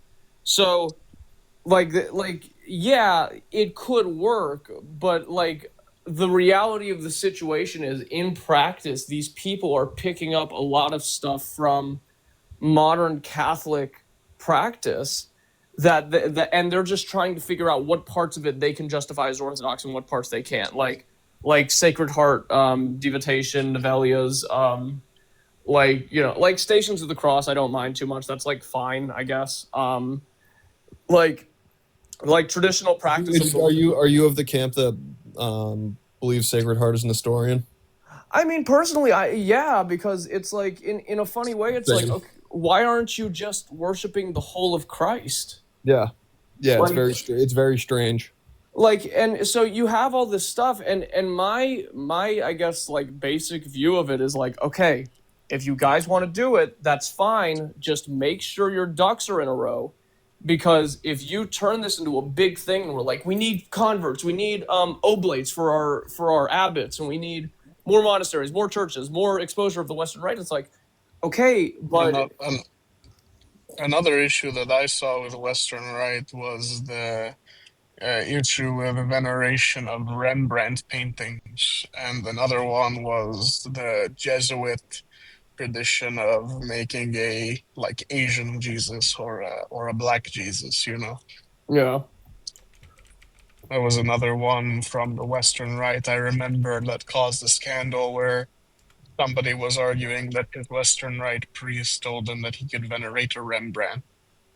I don't even know what a Rembrandt is. These are funny white people words that The artist Rembrandt. Oh, yes. Okay, sorry. You Greek goofus. This is why I don't trust the Greeks. Hey, listen, man. Greek lives matter. Okay, I got my big black hairy fist. John, didn't you take a DNA test and you came up like 98% Greek? Yes, but I did not take my Greek shahada, so it's okay. It's okay. Whenever it comes down to goddamn us, we can get a beer. We can get a mythos together. It'll be fun. I believe in one souvlaki.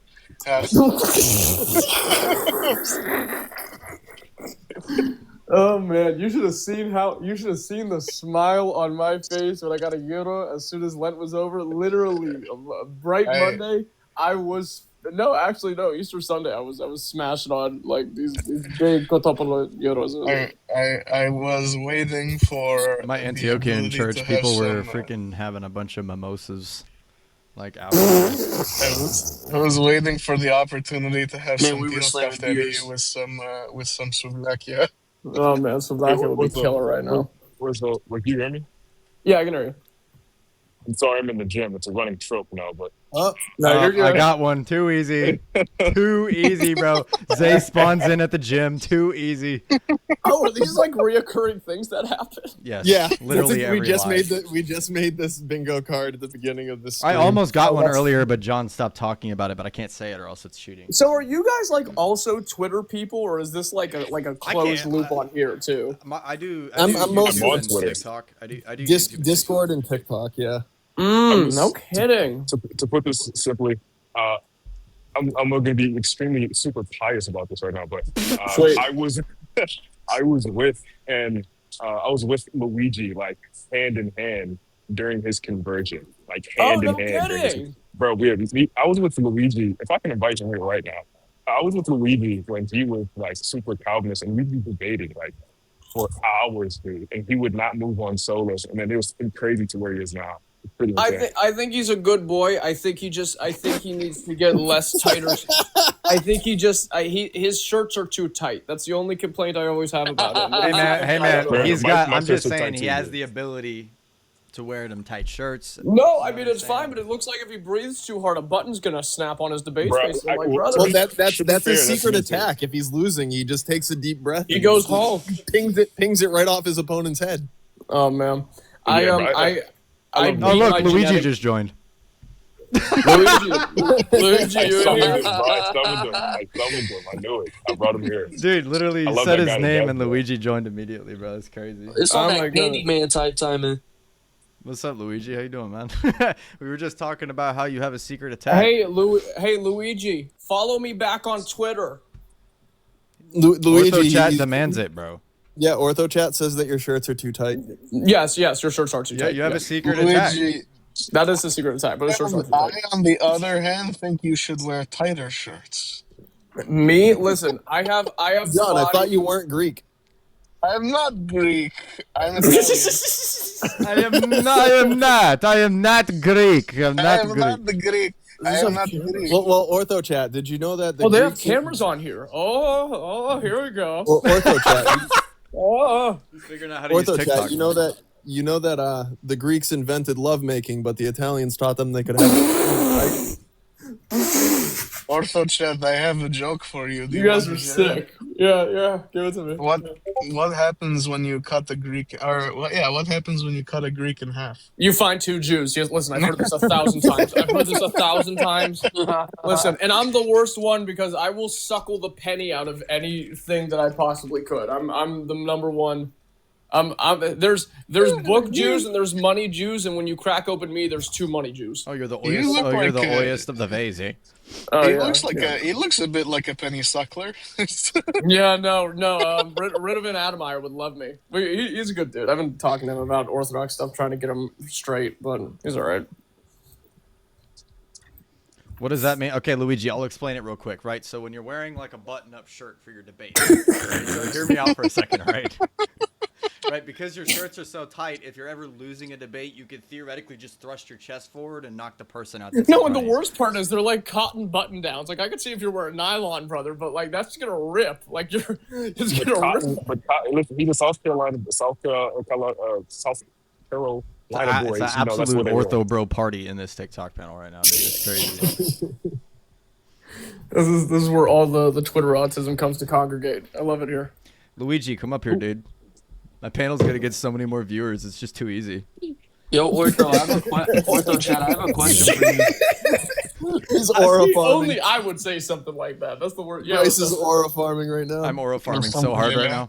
Aura farming. What the frick is aura farming? Aura farming? What Bryce just did. Oh, it's what I do when I listen to 2005 white girl music. It's what Bryce does. It's what I did. It's what I did when somebody was like, "Hey, Blackout, the one just called you, called you out," and I immediately joined it. I was like, "What's up?" Like that's aura farming. Like I had no reason to debate that guy, but I had like 30 minutes or an hour free, and I was just like, why not?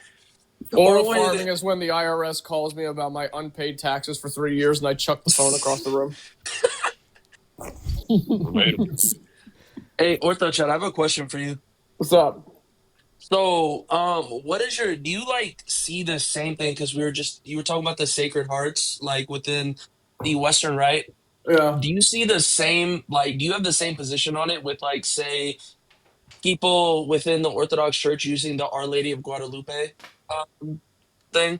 Not real, because that's a much older thing. Like to assign like the Panagia with an event or a place, like that's a little bit more justifiable. Concerning like Guadalupe specifically, I don't know enough to make a comment on it, but in Greece, every monastery, Panagia Tudroxo, Panagia Eleusia, like whatever. It's all across Greece. You're going to see the Virgin Mary attributed to an event or a place or. Well, I think he's asking more so like the image itself. Yeah, yeah. Oh, dude, I don't know, man. I don't have enough reference point for Catholics. Like I didn't know what Catholicism was until I was like 15. I was like, I just never saw this stuff. So I mean, I don't know, brother. No, yeah, it's not in the apparition itself, like to the what's it called, to the people in the chat. It's more so just to the image itself, like because there is a little bit of a controversy on that of some people saying that it should be seen as a valid icon per se, but I don't know what would be the direct view on that. What would you?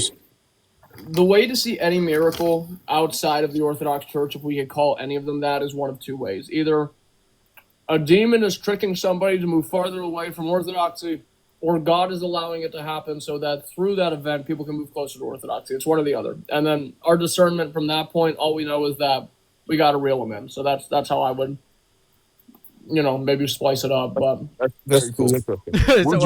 Pedro said, or they just lied. Yeah.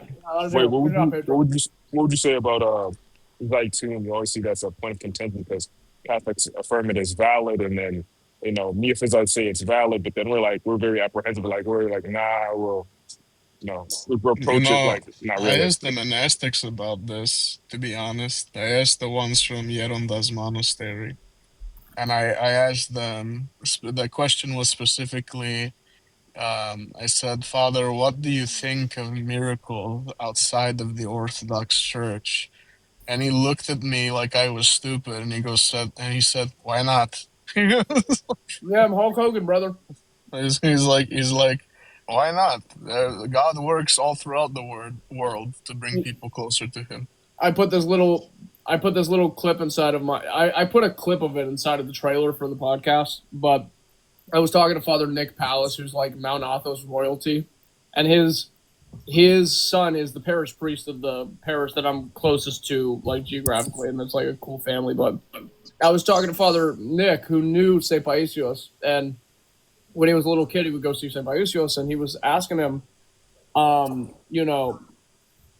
he was telling him about the evangelical like charismatics, and he was like explaining the whole thing to them, and he was like, yeah, they speak in tongues, and they do like, they fall faint from like, the Holy Spirit or whatever. And then St. Paisios was like, so you're telling me that the Holy Spirit comes down to even their level? So I was like, yeah, it's probably something like that. I mean, and essentially, there's stuff. But then you have Father Seraphim Rose's take on it, where they're channeling like through mediumistic and spiritist like means. They're channeling spirits. Orthodoxy. The You middle just quoted ground, orthodoxy and the religion of the future, didn't you? the middle ground is, can the Holy Spirit work in these people? Sure. But do they have the Holy Spirit? Probably not. No. Yeah, I got two. What's going on, fellas? What's up, Luigi? How you doing, man? I got two. I'm good. I have two thoughts on this particular conversation. The first is, I don't know if y'all have seen Father Josiah Trenum talk about the Marian apparitions, but he says, like, he talks about how the last survivors of the witnesses like said that they believed that the prophecy of Russia becoming Christian like has been fulfilled because Russia became Orthodox. Like, so that's just kind of like, usually when people ask about that one specifically, I usually respond with that, because I think it shows, like, even if whatever the case may be, whether it was demons or whether it was God or whether it was people lying or whatever, like, the point is that the witnesses literally said that Russia becoming Orthodox fulfills the prophecy that was made there. So, and then the other thing too is, like, in regards to miracles outside of the church, it's really interesting because, especially during the times of like with the uniates, like, you'd have parishes that were like uniate, and then they would be Orthodox again, or like vice versa. And what's really interesting is, like, there'd be relics in these parishes, right? And people would come and they would experience miracles from these relics, both while it was uniate and while it was Orthodox. So it's like the same relics, right, that were in the same parish when it was uniate are still, there's still miracles being performed through them in both contexts. So there's something in, intrinsic about the energies that are manifested there in those relics, that supersedes. Hey, Luigi, like, I'll whether give or you not some it's if you co-sign my communion. podcast and you follow me on Twitter. That'd be awesome. I've been DMing you for like 4 years. Well, I think we had a disagreement. When did I have with what? No, I did not. Well, that's because you followed me for a while, and then there was some disagreement. I was waiting for you to follow me back. It's like asking a girl out to dinner. I make it to the restaurant, and then she doesn't show up. Well, I could have sworn there was something that we had a disagreement. I don't know. It's probably me and Dyer were probably screaming at each other, and then I'll follow you back. I'll follow you back. I don't know. Wait, I didn't get upset with. Wait, that's a bingo Jay Dyer mentioned. Oh, He's no, not on there. no, I didn't have that one in the bingo card, dude. I told you guys to add Jay Dyer, and you didn't add Jay Dyer. Dude, I didn't think it would be mentioned enough. You had I told you one job. Look, dude, I'm just saying I got 3 more and I got bingo. All I'm saying. I can't say. So that means you get yourself an icon, right? I need 3 more, and I have a bingo too. Like, Are you guys playing Orthodox like buzzword bingo? Or it's Bryce J stream bingo. Yeah. Oh. Wait, keep it on. I want to read this. Wait. Hey, check Discord. Someone gets theirs. Wait, what? Wait, Someone considers going to their first liturgy. Sorry. That's funny. Justin appears. Not So my. I was literally. You know what's funny? I was about to bet that there was something about EED on here, and I was gonna bring up EED. Yeah. Bryce spurgs out about EED, and then someone asks what EED is. Ask what EED is. Let's do it. Oh, somebody I think's already done it. I just didn't see it. But now it's not. But now it doesn't count, bro. Now it's cheating. No, previously, some people did it, and so I'm gonna go to my first liturgy. I'm totally gonna go to my first liturgy. There you go. Knock it off. I'm gonna go to my first bro, liturgy he's too. playing. I'm sick of liturgy. I was in church all Holy Week. I'm so tired. Chill, bro. So tired. You know what I mean? That's a blasphemous thing to say. Listen to me. In Greece, we start at 6:30 in the morning. It's exhausting, bro. It's like I'm in there with my camera. My camera gets hot. It's like a heat radiator on my face. I'm trying to do that, chant, go in the back for like the little write-up stuff that somebody else helped me with. I'm like, dude. Yo, this dude has a church in his room. So you're doing everything. You're doing your chanting, you're writing stuff up. Yeah, it's like nuts. And then I have to find time in the middle of it before my parents want to leave the church. I got to find time to do drone footage. And I'm just sitting there like, yeah, no. I'm just starting to expand that mine, actually. Yeah, no, I got, dude. We're gonna try to release a 14-hour Holy Weekend Greece documentary. The editing is like hell, which is fine. Most things are, but you have to promote it, dude. You have to like hype it up prior to releasing it. Right. Northman, nah, to Dude said Orthodox Avengers panel. That's crazy. What's the longest liturgy you've participated in? Like the longest service. The longest service. I remember. It was 12 Gospels, but I think I was in Simi for the 12 Gospels one time at Elder Ephraim Nina Macari's church. It might have just felt super long because I was hot, but listen, 6 hours. 12 Gospels is shorter than Pascha, but it's shorter than Pascha though. I don't know about that. I think it depends. I think it depends on the parish. Because sometimes the priest they're both long. Don't get me wrong. They're both long, but it depends on how long the procession takes, I guess. Yeah. For priest Pascha. make sure he makes stuff go extra long. He makes sure for sure. Matter of fact, our bishop was just here, and I don't know why, but this liturgy was so long. We typically get out of like 12. Well, it's a hierarchical liturgy. 12:45. Hierarchical liturgy is just whenever a bishop's around. Yeah, those are fun. Yeah, I've got Metropolitan Methodios coming the first to our parish. He pinches me on my cheek. Get him my number. I might interview him. Skibbity Toilet says problem with the papacy. So Look up Cadaverous and GG's. Right. Anyone making Pope predictions around here? I think it's gonna be Cardinal Sarah. I hope it's the black guy. I think it's gonna be Cardinal. There's Sarah. several of those. Yeah, you guys wish. You guys wish. It's gonna be Zay. It's gonna be Zay. It's me. It's not gonna be Sarah. It's probably gonna be the Chinese guy that looks like somebody Sam Hyde would make fun of. There's gonna be a lot. Ooh. Yeah, I'm gonna go with the J Dyer route and say Kanye. What? What is that? The fact that he's like the Chinese guy, and then Luigi's like Filipino, and then it went really quiet for a couple seconds. Because bro, TikTok will like definitely get you for that stuff. 100%.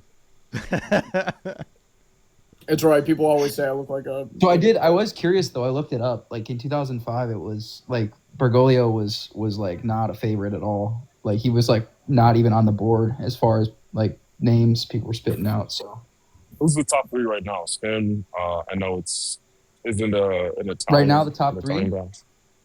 I'm pretty. Top 3. I have heard recently that if the Filipino guy, I think, if he gets elected, it's going to cause a lot of sedevacantist. Because apparently he's pretty liberal. Yeah. And there's a lot of people that are crossing their fingers for Cardinal Sarah. He's in charismaticism too. Tagle wants to revisit Humane Vitae. He wants to revisit Humane Vitae. He wants to revisit Fiducia Supplicans to basically make it stronger language. He was on the committee for female deacons. He wants to get rid of Latin Mass. Oh no! Oh, that's gonna be fun. Oh no! That's beautiful. Tegel We is love like, this. yeah, but thankfully it's gonna be Sarah. Wink, wink. Maybe. Nudge, nudge. No, it's just Rome dangling that. Yeah, look, loading just said every morning I pray it's not Tegel. Look, here's it's literally just Rome dangling that conservative carrot. Here's the best thing in the world. When they were thinking of doing like this like kind of pseudo reunification with Constantinople and Rome, we were hearing about this for years. Isn't it coincidental that the year it was supposed to happen, Francis gets smoke showed? God bless I read us. about that. I read about that. But then at the same time, the ecumenical patriarch, Bartholomew, he's dying of colon cancer currently, and not a lot of people know about it. Do you know about that and you weren't supposed to tell us? No, they're not trying to cover it up, but it's like it's one of those things with the prognosis is like fine, but it's like it's kind of terminal at this point. They're like working him through chemo, but that it's not something I've heard through any of the American news cycles. It's like only in Greece people are talking about this, and I'm like, kind of coincidental this is all happening at the same time when everybody was supposed to. Hey, sorry, I saw this comment. Josh for Jesus, he says, "What do Orthodox suggest if you want to convert, but there's no Orthodox church near me?" Does anybody want to actually answer that? Because that's a genuine question. DM me. I'll get you in touch with the parish.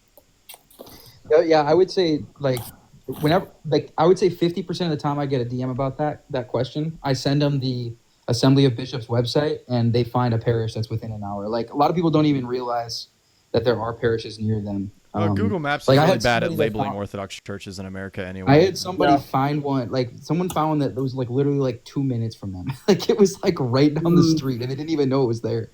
So like sometimes it's hard to determine, because like there's even some Orthodox churches that like aren't directly named Orthodox Church. Like it'll be like a Serbian Church of whatever of Saint blah blah blah, and like it'll be a Serbian Orthodox church, but. Luigi, the website is Assembly of Bishops, I think. Let me double check. Assemblyofbishops.org. Yeah. It'll be like St. Ogros Keys feast or something like that. We'll have Orthodox in it. Luigi, can I make a deal with you like I'm Donald Trump? Frankly. So what I need you to do is I need you to take about 10,000 of your followers, soul trap them into a crystal and sell it to me. And then whenever I get that, I will send you my entire contact list of 650 priests, including some of my contacts in the JP. So how's that sound? Good deal. I mean, I can just help boost your account, and I can get that. Yeah, there's that too. Yeah, let's do that. So you don't have to soul trap your followers. That'd be great. Yeah, it's part of the deal. So you're telling me that you don't need to soul trap your followers in a crystal. You're telling me you don't need to put your followers in a crystal. That's regrettable. I've been feeling like that's some tiny hat club shit, dude. I'm not gonna lie, saying something like that. Oh no, dude! Oblivion just came out. I am keen on putting people in crystals right now. Somebody just scrolled on, heard that, and see, look at these Orthodox practicing these pagan things. Agan mentioned was not on the bingo card. Tempo, sorry. Oh man. Yeah. Oh dang it. Bro, Sig has been going on a tear with these clowns, man. Like I don't know what got into that dude, but he's been. Have you not seen the debate? It started. No, I have, but that's what I'm saying. Like he's been. You saw the one with him and you said, right? I told him I'll get him on Crucible or Modern Day Debate if he wants it. So it'd be sweet if he get him on Wilson's, dude. He's already in Jim Bob server. Get him on Wilson's. Bro, I don't think he's in Jim Bob's server. Yeah, he is. He is in Jim Bob's server. I thought he got banned. No, he's not. He's banned. What did you do? Oh my god! You can't just say what did you do to Schoolboy. No. I'm saying not what did you do. I'm saying what did it's just like Sig. What did you do? Zay, don't worry about it. I can talk to you in private about it. I got a funny question. I didn't really talk to Apostate Prophet about this, but like after the whole, after him and the Wilson debate, did they end up like actually beefing or something? Because like I saw like a little bit of spice happening or something. They went to dinner. Actually, no. Jay said this yesterday. He said they went to dinner and they were cordial after, like when they sat him and Rachel next to each other, both of them.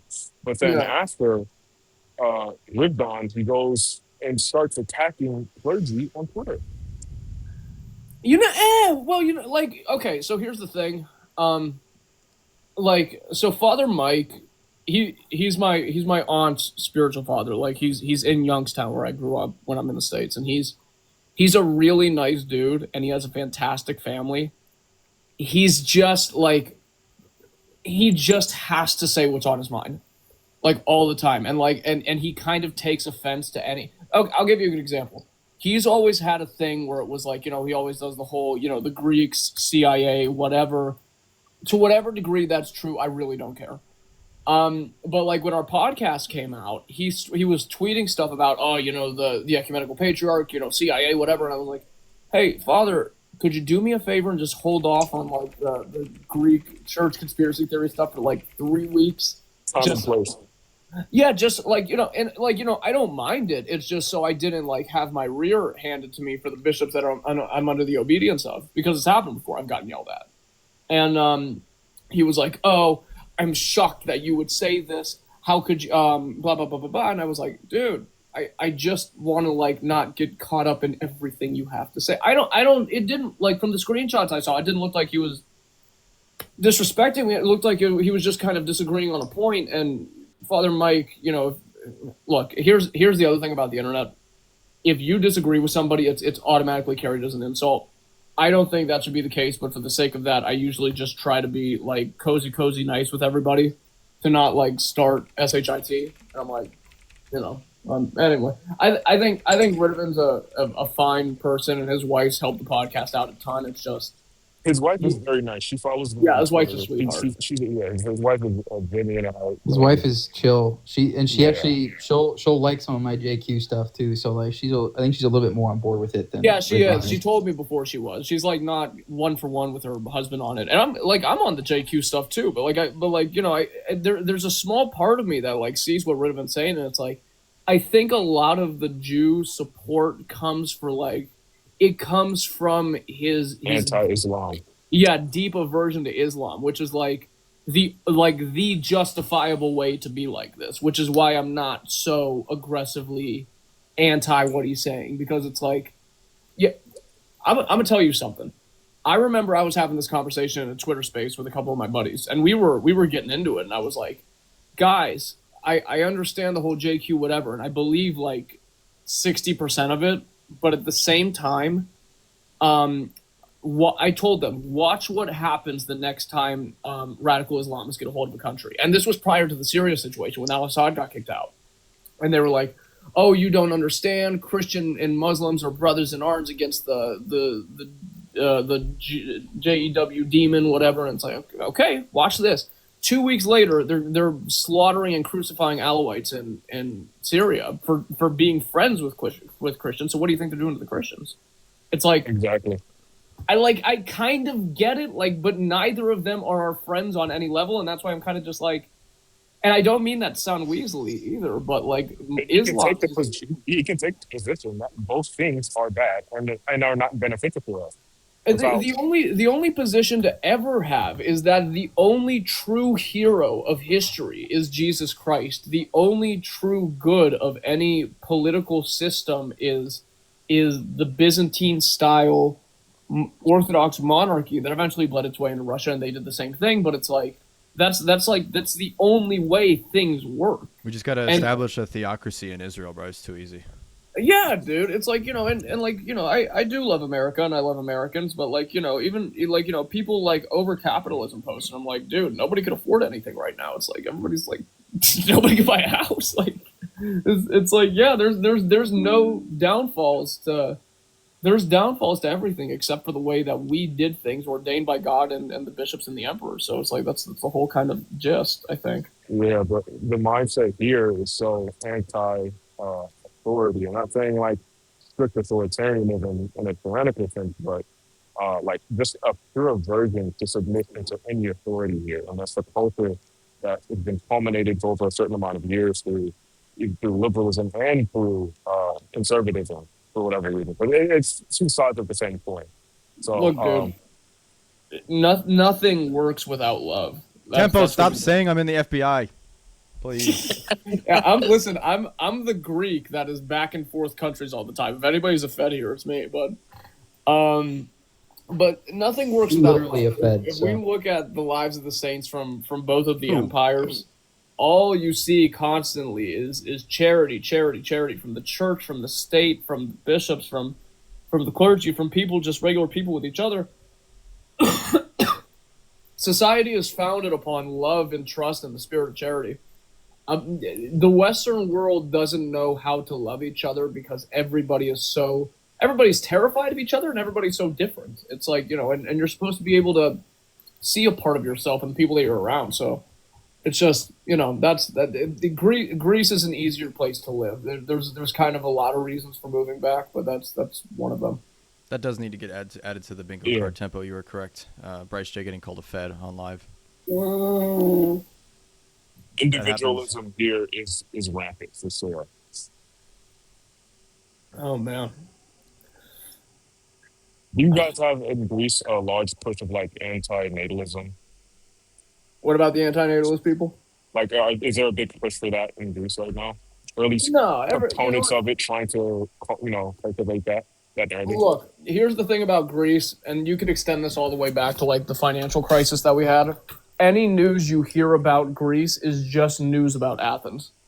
Like, where I'm from, I'm in the Dodekanisa, which is way off to the right. Like I could see Turkey from like my house. And the Greek islands are pretty much self-contained ecologies. We make our own food. The culture is, ours particularly. What happens with the economy, what happens with the happenings of there stay there and it's only ever there. And that's how most of the Greek islands are. And that's how a lot of mainland Greece is too, except for Athens and Thessalonica, which both want to be. One day. I know the guy that made that flag. He came out with an Orthodox clothing company a while ago. Yeah, it was cool.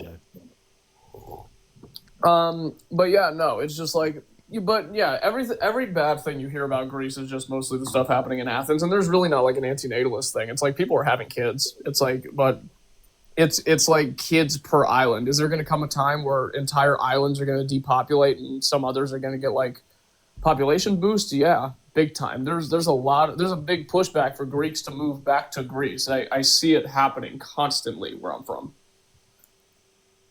What's your thoughts on, like, speaking of America, St. Paisios' prophecy specifically on America? What, that's going to be holy one day? Yeah. It better be. I was talking to some of the monks at St. Nicarios about this, and they were like, yeah, and it's going to be through a lot of bloodshed. It's going to be through a lot of pain. It's going to, like... And he considered like all the like abortions as like a form of martyrdom that will pave that way. You can't say that on TikTok. No, you can say that. It's fine. That word. It is a martyrdom, and I try to transcend the debate on miscarriages and abortions about are they saved, are they not. Listen, God is so much more merciful than we think He is, and He breaks His own rules all the time. They're fine. Those babies, they're okay. It's just, whatever we have by the book work, we need to be very careful not to be pharisaical in the way that we're hurting the people. Maybe they do need a little bit of hurt, the people that do that stuff. But whatever the case may be, the larger point I want to make is that as far as like good things happening to the world, as far as good things happening to governments, it is one thing that determines if we get conditional prophecies, which is quantity of repentance. It's always that. If a country wants to survive, it better have more people repenting within it than the country that is coming after it, or whatever their situation is. Like the Marble Emperor stuff, with Konstantinos Peleologos, which people think it's Konstantinos, but what it was Saint John the Merciful, who is the Marble Emperor. But no, that's like I thought it was Saint Constantine. Nope, Saint John the Merciful. This is where the translation got mixed up from Greek. It was Saint John the Merciful, who was a absolute Giga Chad warrior saint. I'm gonna use white people words. Giga Chad warrior saint. He was actually the one that probably got the Orthodox and the Catholics closer to reunion without being like a false pseudo Florence thing than any other saint in history. Easily him that did it. But anyway, I would read up on him. He's killer. But no, so the whole thing about Saint John, being encased in marble by the Doxiaticus, and then eventually coming out to help defeat the Turks, take back Constantinople. Base, TikTok, edit, whatever, so on and so forth. It's like that'll with neo funk behind it. I love that stuff. But anyway. But no, like that stuff happening isn't an absolute. Like that happening is determinate on how many people are repenting. And there's stuff that we know is going to happen for sure. The entire book of Revelation, Enoch and Elijah coming back to preach to the Jews, and then Saint John the evangelist, coming back and finally dying and leading the Christians, him being the last of the martyrs under the Antichrist, and then all of that kickoff. It's 1,000% going to happen.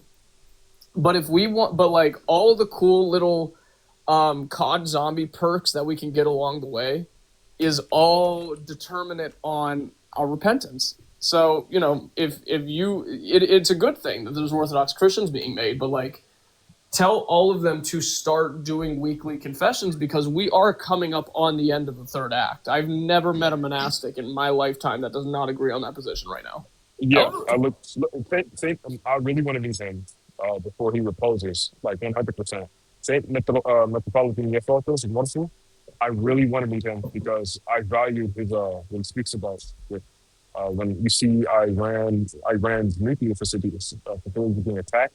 That's when you really know it's hitting the fan. Things are picking up. Well, the thing, the thing is that even Elder Ephraim told my parents that by the time that by the time I'm a grandfather, things are by the time my kids are grandfathers. I'm sorry. By the time my kids are grandfathers, things are coming up on being over. There was even what's his name? Ayos Cosmas, Ayatolios, Amanathos. I think he was post-Colivades fathers. He was a contemporary of St. Paisios, I think, where he had a vision of Christ holding the book of human history, and when he was scrolling through it in front of him, and when he got to the middle of the 8th millennia, which is where we are now, we're at 7,500, whatever it is, he closes the book, he starts crying and says, "No more." Things have just gotten that bad. He just kept saying "no more" again and again. This is what St. Cosmas saw. So, that's terrifying. Yeah, dude, we're cooked implies that this was not going to happen. So we're not cooked, but it's kind of here. Medium. Yeah, and granted with that, the end of your world, meaning your death, is probably going to come closer, is probably going to come quicker than the end of the world, which is repent anyway. But, when I talk to monastics now, it's not, pray, get your spiritual life in order. All I hear from the monastics now is repent frequently. Confess frequently. That is all I've been hearing again and again. And I'm just it's getting a little funky, everybody, Yeah, I would say that because, like you said in America, there needs to be more emphasization. But schoolboys, you could probably speak to this more than, in terms of knowledge and anything, to be more experienced in talking to people and monastics and clergy and on and so forth about confession. There needs to be an emphasis in America of confession. Yeah. People got to confess more. People have to confess sincerely. That is the most healing, therapeutic thing about our church. It's such a. You guys want to see something? We don't have zins in Greece. We have velo. We have velo, and these are 32 milligram little nuclear. You got them. Yeah, but mine's written in Greek. But I got the special edition. They have those. What, you said what milligram? Oh, these are no. I have my 36s somewhere else. 36? You thought I was bad. You thought I was bad with the 15s. Yeah, these are my 16s, something like that. 36 milligrams.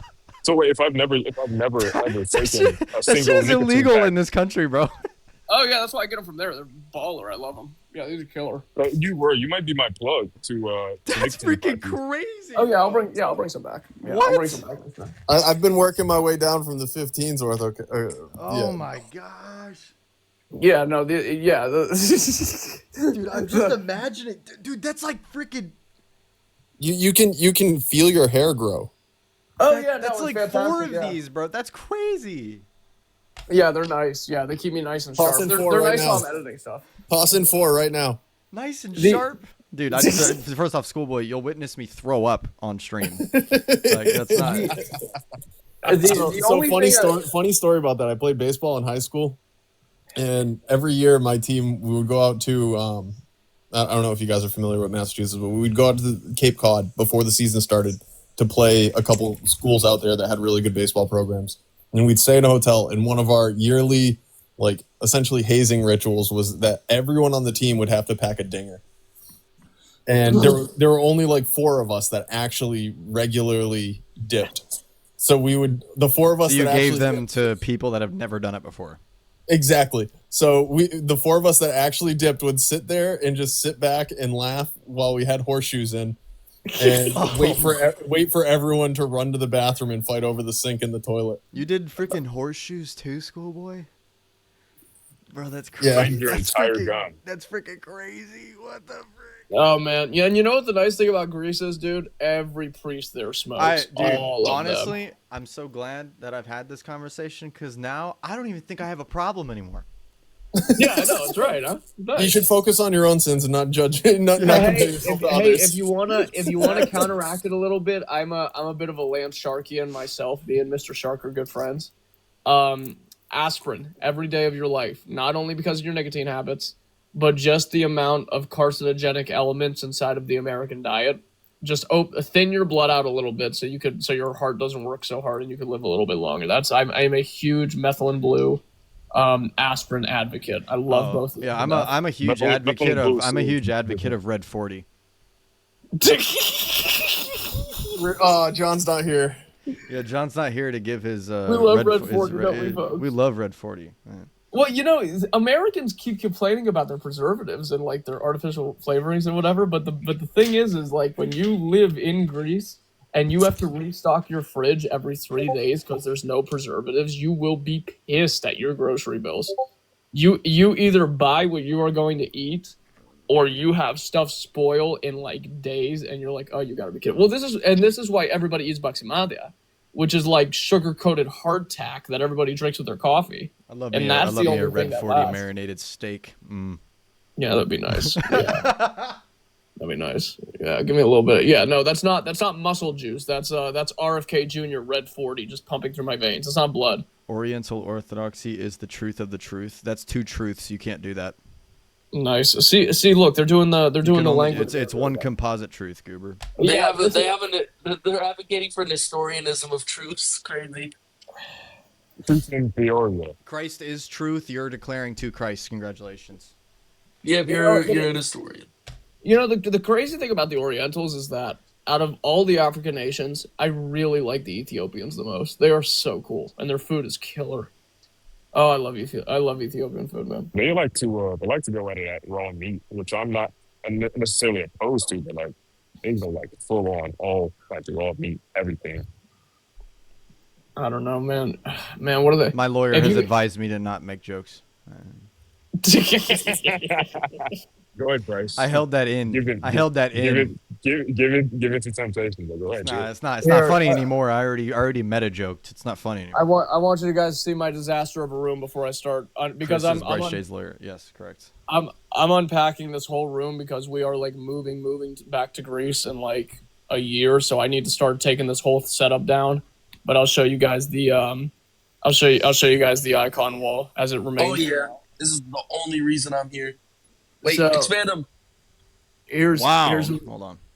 Why does he have his shirt off, guys? He's always I usually do. So not you. No, I'm talking about Chris. Oh, nice job, Chris. Oh yeah, I got like YouTube video essay slop playing on my TV right now because that's why I work too.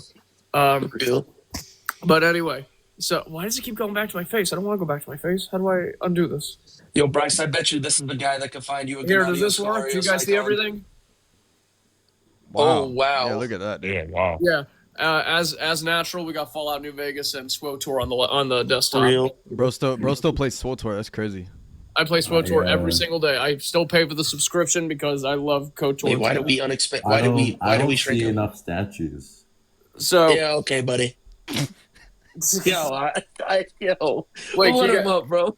Can you guys say he's our resident cringe Roman Catholic? He's the resident cringe. That's like Resident based. Here, I got a whole bunch to show you. Here, blow me up a little bit. No homo. There we go. All right. So here we go. I think I got this when I went to Kriti. That's a Russian Saint Paisios, which was so weird. I didn't know that they even existed. What? Yeah, it's a Russian Saint Paisios icon. I was like, who knows? That's actually cool. Yeah. I've had this one for like 15 years when I went to see me for the first time to actually it wasn't see me. It's that's a raw icon, bro. That's a raw. Yes, wait, who is that, by the way? This is Igos Efrem of Nian Makri. Yeah, he's got we're basing our first clothing designs for the clothing brand off of like him holding the Igo Foss inside of his hand or the Igio Brema, whatever that is. Yo, that one's nice to St. Michael. Yeah, I made that one. That's a diamond art one. We're gonna sell those to where these all have numbers behind them, and you just put the diamonds with the numbers, and you kind of make these for yourself. I sent Ridovin one, and him and his wife made it together. It was cute. Yo. This was on the skull of Saint Joseph the Hesychast, the Apostle Philip, the Apostle Paul, and the skull of Saint Amphilochios. Yeah, this has been on all of their skulls. I just rub it on them. Wow. Yeah, because the crazy thing was that my ex-girlfriend, her godfather is the abbot of St. John the Theologian's Monastery in Babmos, where I go to every year. And in the little side chapel, aside from the main sanctuary, they have Philip's, Thomas's, and Amphilochios' skull all in a little glass box. And I just I made him open them up real quick, and it was cool. But my mom had that for me when I was a little kid. My mother painted that one. Whoa! What? That's insane. Yo. That's yeah, insane. my mom painted that one. This is the official mascot of the Orthochat, my little anteater. Yeah.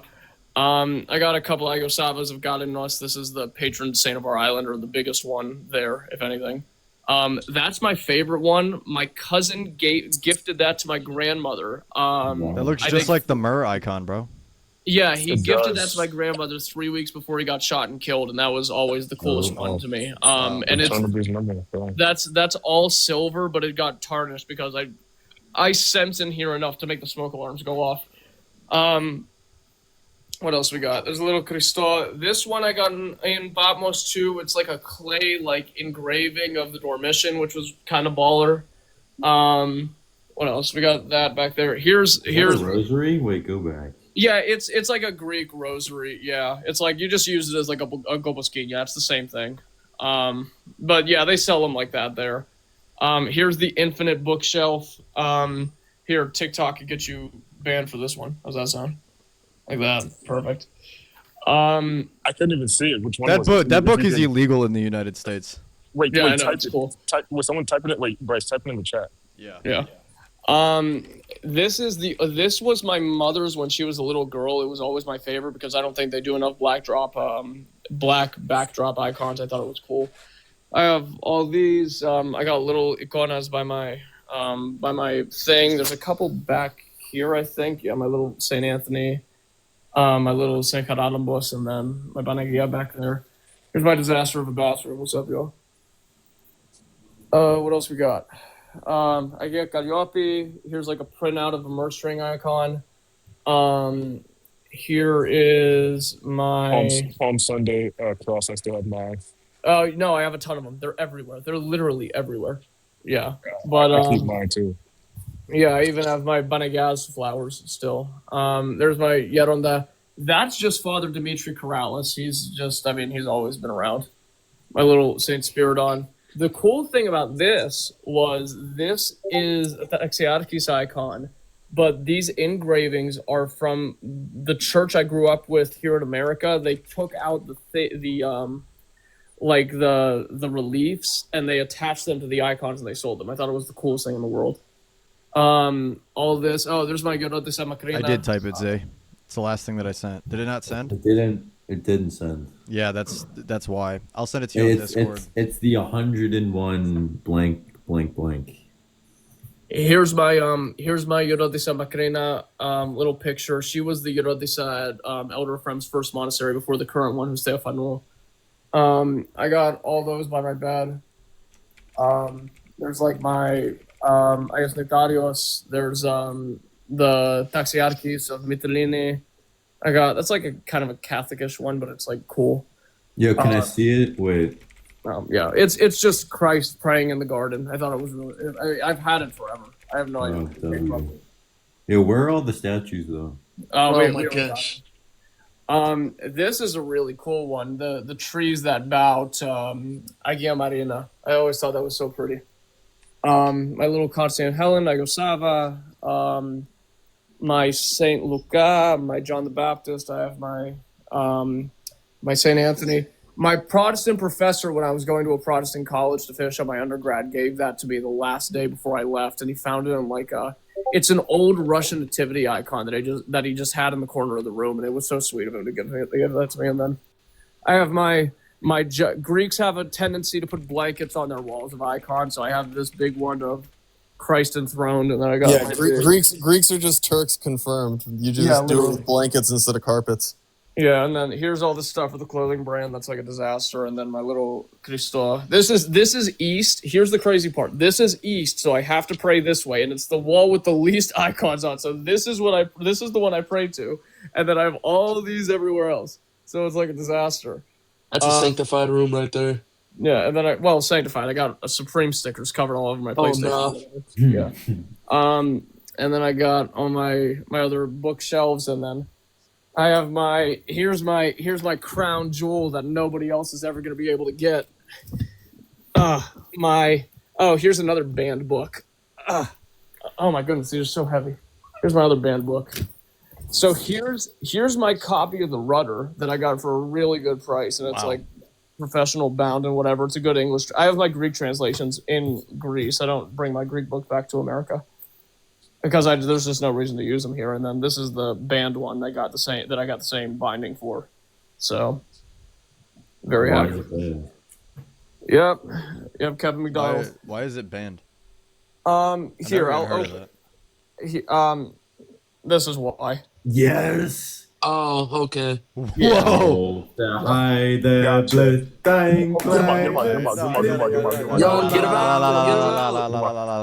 Well, there's another. There's another one. I got another one on the thing, dude. Hold on one second. I got to show the chat real quick. I am almost at bingo. I got Chris. Chris says something bannable, an O on the 4th. See, this is just too easy, bro. I'm actually about to win this right now. Somebody put in the chat, I think he's Greek. Don't be such a prick about it. Yo, dang. Don't be such a prick. That's funny. Yeah, no. I hear the other cool thing that I have a 4 series collection of the Evangeliatos, which I've never seen anybody else had, but I really wish more people had them because it's like the most important thing you can read. You said Evangeliatos? Yeah, the Evangeliatos. Yeah, it's the Sayings of the Desert Fathers. I got like a big 4 series collection on it. And I got here's something I have in Greek. Our Thoughts Determine Our Lives by Elder Thaddeus, but it's in Greek, so it's like I don't know how that ended up here. I should have just kept that at home. The only cool book that I own that's cool physically is this one that I got at my church. They just so happen to have it. Yeah, no, that one's baller, dude. Hardcover, dude. Oh man, wait until you got to read the Examologion by Saint Basil because that's like kind of the precursor to that. Well, the one that I'm searching for now is the original one too, because that's the newer one. If you read that Saint Basil book in conjunction with like the writings of Dionysius, like, dude, the dinosaur theories that come out of that are like so insane. The book that I really want, it's like kind of niche, but I really, really want it because it's like not in English at all, and there's like barely even any Greek copies of it. Is Saint Maximus's Scholia on Dionysius? He Oh my does. goodness! He Wait, does. I He does saw work on that. St. No, dude, I Dionysius. saw That book I is saw hard to find, bro. No kidding. No, I saw it 2 weeks ago in a bookstore in Greece. I just I saw bet you it. did find that shit in Greece. I ain't got nothing here, bro. I know. I'll buy it when I go back in like 2 months, and I'll get it translated by Father Nick. It like I literally have a priest on speed dial that I could just have translate anything I want, which is like, bro, that's crazy. yeah, it's so nice. But no, That's anyway, hard. if you read something cool. Oh, if you and guys, I also own a Bible. Sorry, I said that's the only cool book I own. That's not true. you should I own a Bible. don't use the Orthodox Study Bible. That's my hot take for the night. Don't use it. What? That's not really a hot take. What? That's not really a hot take. Yeah, That's not a hot take, bro. That's not. That's I like have I would never say it's a seen- normie take. It's not a normie take, but it's not a hot take. I have never seen a good English translation of the Greek canon of the Bible, except for one. Is it the schismatic version for the New Testament? Nope, I got a better one. It's $25 on Amazon. As a native Greek speaker, the Thomas Nelson KJV with Apocrypha is the best English translation of the Greek Bible I've ever seen in my life. This thing is fantastic. What is it based off, the Septuagint or the Masoretic? I have no idea. Let me see. Yo, we gotta get on the It's big probably board. based Somebody, off the Masoretic text, so there's going to be problems with it. No. It is Septuagint. Yeah, this is Septuagint, Old Testament, New Testament, Apocrypha, and it's here. Wait, let me see. Is it in the pretext? Yeah, but like, why they call it the Apocrypha, man? Like, what? Yeah, this is Septuagint based. Yeah, pick this one up. Yeah, I'm actually How do you way feel more about the, based. I buy scrolls.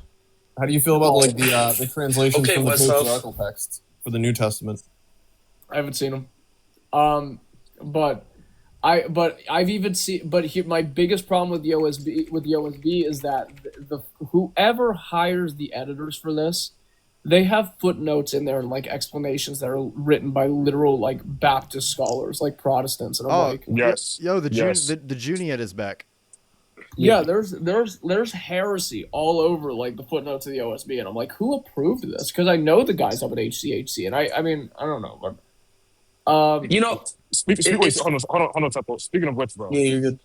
Ortho, we need you to get Wes Huff on for a talk.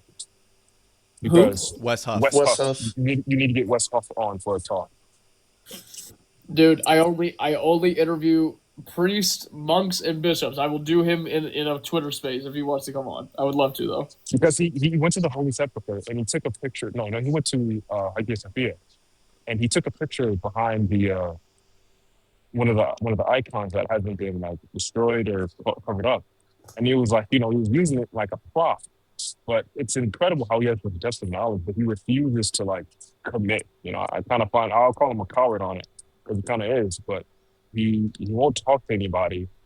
And the people he does talk to, they're like on super trivial and like non-consequential things.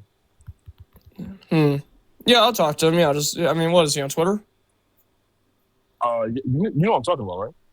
Who did you say? Did you say Westgate? No. Wes Huff. Wes Huff. Wes Huff. The dude that destroyed Billy Carson. That sounds He doesn't familiar. know. If you don't know who Billy Carson is, that's fine. But Wes Huff, I guess you call him a scholar. I think a biblical scholar, but he does a lot of textual work, I guess you can call it, regarding the Bible, and he knows like history relatively well. But I mean, it's more of a spiritual thing than anything. Yeah, I'd be willing to talk to him. Guys, my throat's getting a little congested and I gotta like lay down because I'm like dying. It was so nice talking to you all. I'm gonna be more active on TikTok from now on, I promise, but go subscribe to the YouTube channel if you would like to. That'd be awesome. The Orthochat. I'm the Orthochat plus like the 10 little autistic guys that I got working for me. They're very sweet.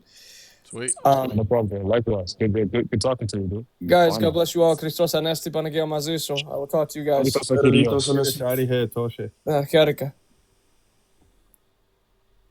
So for like 5 seconds, all of you guys just turn foreign. You can't speak English.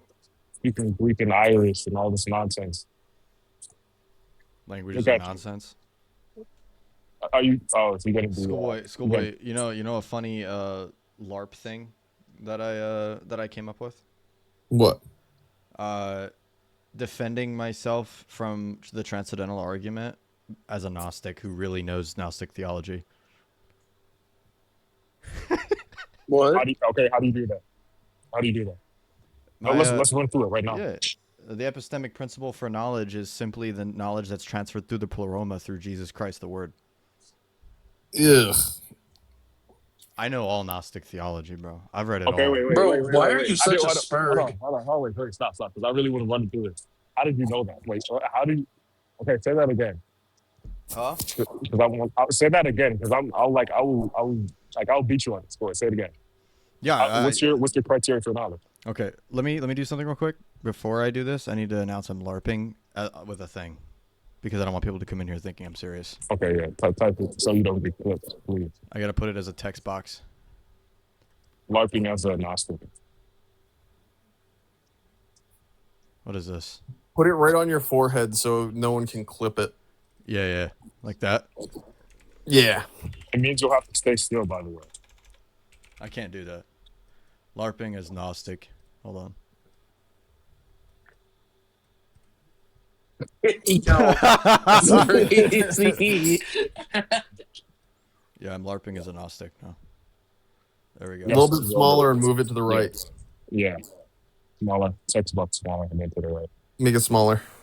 You gotta make it smaller. There you go. Oh, yeah. See, now if somebody clips me, it's going to be right on my face. I'll try to pause. Try to keep everything minimal. All right, bro. You crazy. Try to keep everything minimal. Hey, try to keep everything minimal, please. That's crazy. More to the right? All right.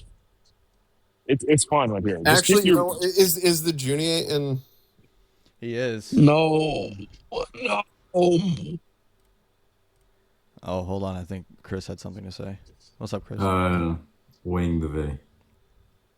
Weighing the Bruh. Vey. Oying the Vey. Yeah, oying the Vey, you know. Yo, why don't we have two swears for a bannable thing from Chris? All right. You can just start having a conversation with me.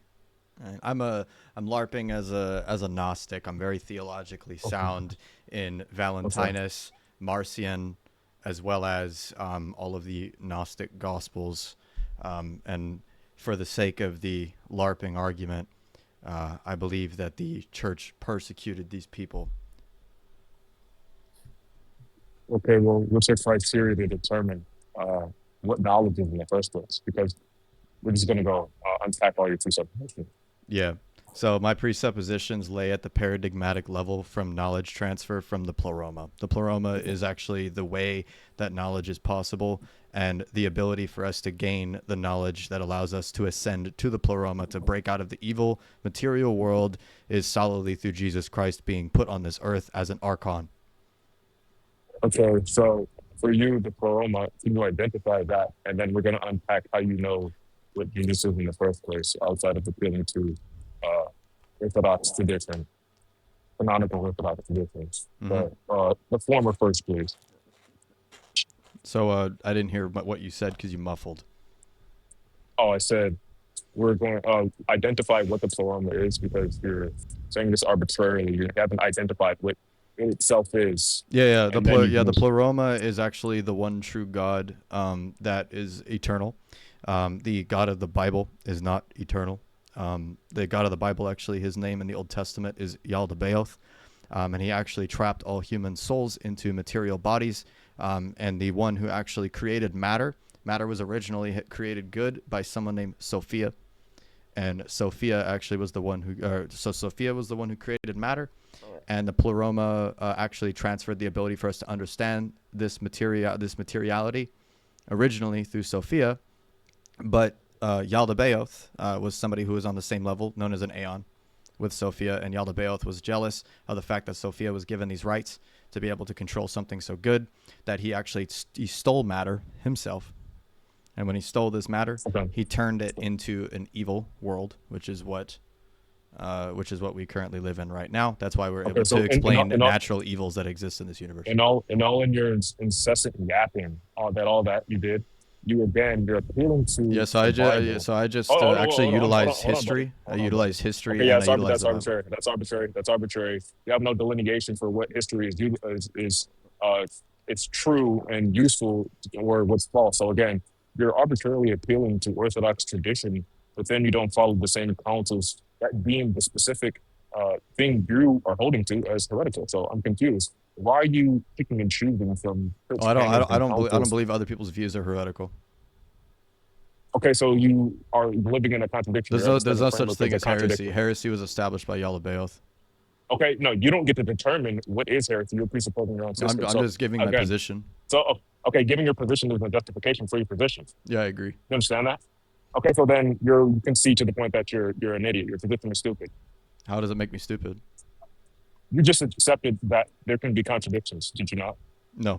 You said there can be no heresy, right? No, contradictions are also something established by Yaldabaoth as well. So if it's contradictions that don't exist are grounded in something that does exist? Yes. It's evil. Okay, Keith. Contradictions are evil. So does evil exist? Yes. Okay, so it's instantiated from Yaldabaoth. There's a duality. Stop. You said you said that contradictions or evil is instantiated by contradictions, and contradictions don't exist. So how can they be instantiated? Contradictions do exist. They exist as evil.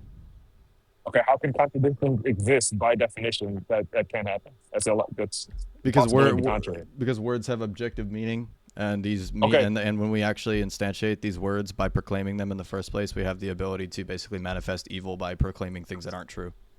Okay, cool. So if you're saying contradictions can exist, which is by definition a contradiction, can you tell where do contradictions exist at? Is there such thing as a contradiction where you could contradictions exist as a natural emanation from the false god Yaldabaoth.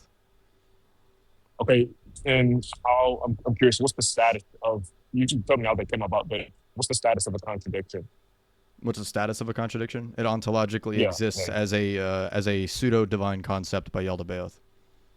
So a proposition and its negation exists, even though a proposition and its negation by definition can exist.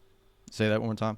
I didn't hear you. You're saying a proposition and its negation exists, even though by definition a proposition and a negation can't exist. Yeah, propositions by themselves don't hold metaphysical weight unless they're instantiated by something divine. And the divine thing you're saying is a contradiction, correct? Yeah, so if we were to basically proclaim something contradictory, I'm not done talking. In terms of like contradictions.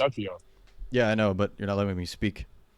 In terms of contradictions, right? Contradictions would exist as, for example, a what do you call that? I'm trying to think of the word that Gnostics actually use. Yeah, it's called not existing. That's the issue. No, there's a word that they used for this. It wasn't like, it was like this weird. I'm like out of character at the moment. There was this weird thing that they used. It was like a corrupted understanding of Saint Maximus's logi. Where basically, you actually had me mad for a minute. Like, yeah, I was actually getting mad. I'm yelling in the gym right now again. Yeah, so it basically would just be considered a pseudo divine concept from Yaldabaoth. So it would exist in his mind.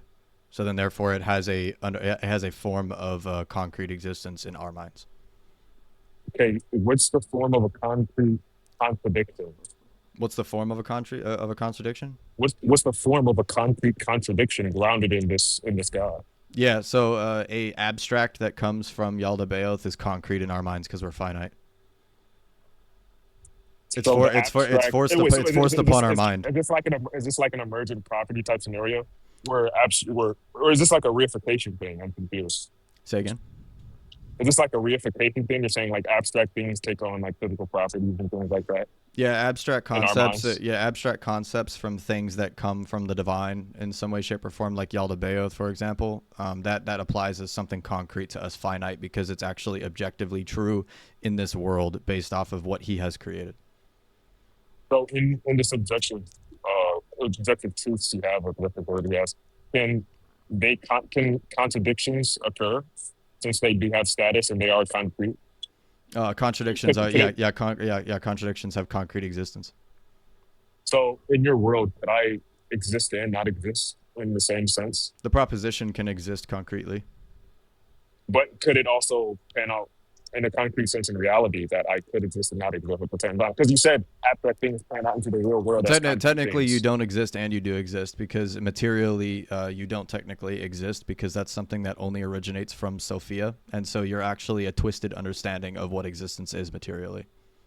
But you have no identification of what the understanding is, so it's just nothing. Oh, I do. But I got it from words, the Pleroma, right? and Okay, I read the Gnostic Gospels. Okay, yeah, that's an appeal to something that we haven't. That you're going to the thing in question. Because again, I'm asking about what the Pleroma is. You're simply saying it's a hodgepodge of Gnostic garbage, and then when I ask you about what the thing is, you say it's these divine emanations, but you haven't identified the thing that's in question that we're asking about. Well, there's a difference between a divine emanation and a pseudo-divine emanation. A pseudo-divine emanation would come from something that's not necessarily the one true God, the Pleroma. It would come from something like Yaldabaoth or an Aeon or an Archon.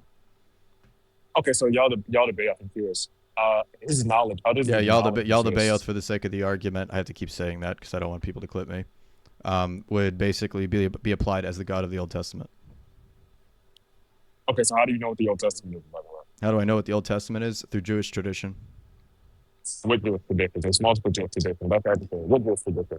Are you saying like Babylonian Talmudic tradition that then comes in the year, let's say 6th century, so 500, 600 years after the canonization of the Bible that they so appeal to? Are you saying that? No, I appeal to the historical attestation of the church preserving it. What church? The original Christian church that split away from the Gnostic church. What church is that? Identify it. What's the name of that thing? Well, it didn't have a name back then. It was called the Way. You're presupposing that. What's the Way? Can you show me where in the Way historically what the Way believed? I want to know what they believe so I can follow what you believe. Yeah, sure. We can actually look at people like Saint Irenaeus, one of the only people that actually attempted to refute our position. Well, Saint Irenaeus was an Eastern Orthodox Christian, so I'm confused. How do you know that? Because he follows a line of apostolic succession that was approved by previous bishops before him. How do you know that succession? You're in direct contradiction. Yeah, how do you know that succession wasn't instantiated by Yaldabaoth? Because we have the teachings of what they read and what they taught as well. They don't teach Yaldabaoth in any sense whatsoever. Matter of fact, they condemn. Yeah, they were all deceived by Yaldabaoth. You don't know this, so how do you know that, by the way? How do I know that? Well, because we have the Gnostic Gospels. How do you know that they're Gnostics? Because they're declared Gnostic by the church. Well, they're not declared Gnostic by themselves. The Gnostic Gospels would just be a generic category. I didn't say that. I said they were declared Gnostic by the church. Yeah, they were declared Gnostic by the church. They themselves would hold them as gospel. They wouldn't consider them Gnostic. They would just hold them as like gospel. But the church is the one that declares them Gnostic. So you're using ecumenical language to say that thing is one second. Gnostic. My wife needs help moving upstairs. Give me a second. She's trying to go upstairs to her bed. I'll be right back. Don't worry. I got an answer for that. Did I Yo, Bryce? If I hear that name one more time, bro, I'm gonna lose it. Guys, no way. That's a bingo spot. I think I cooked Bryce. I think I did it. Oh, that is a bingo spot. Hold on. I think I won. I finally did it. I'm not going to be able to cook them on anything else, but Zay, I'm not gonna lie. It's pretty much just a no, yes, because Yaldabaoth. Yeah, exactly. Exactly. He's no different than like an atheist or something like that. It's hilarious. John, when Bryce gets back, he'll be able to up you. Nobody else can because we're all powerless. No, Bryce will finally add us as moderators through his phone. That's the way you do it. You keep doing it through the computer. You do it through the phone. That's how you get the permission. You know, it'd be a funny question for him. Bring up the contradiction between the Gnostic Gospels of like having to be a man or having to be a female. Like one gospel says that and says, does that mean that that the Gnostic Gospels are from Yaldabaoth? He'll bite the bullet on it. He won't even consider that like an issue. You have to get him on how he knows that they're Gnostic. So again, he's declared Gnostic by the church. So his whole position is known via the church. Because Gnostics would just hold them as Gospels. They would hold them as, authoritative. But they're Gnostic. I wonder if are there actually like Gnostic churches around today? They're not churches. No, they're a bunch of LARPers in their basements. Yeah. Real. John, that's Like what I'm that saying. one dude with the Bridging the white gap hair. between universal and particular. Yeah, I was thinking about that, going down that route as well. So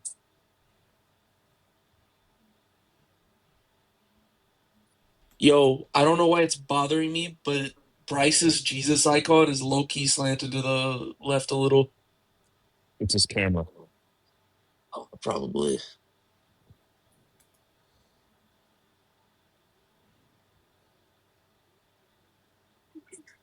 Nah, low key, I wanna posit an argument now too.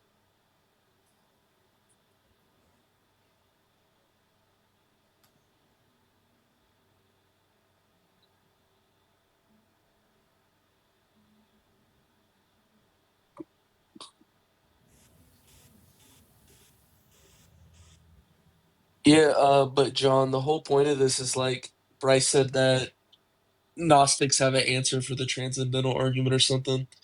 Something like that.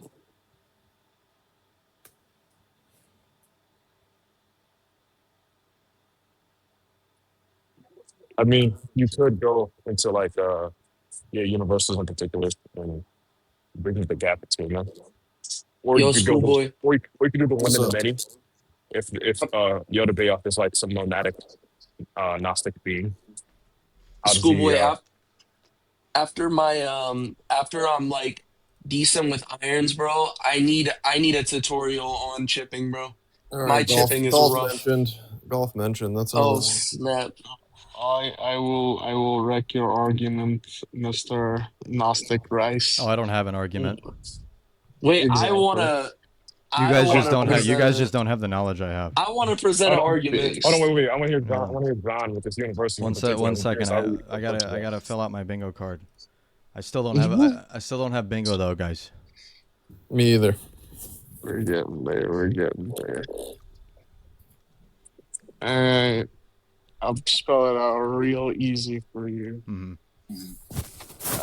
Through what faculty do you bridge the knowledge of universals with you as a particular? The divine spark.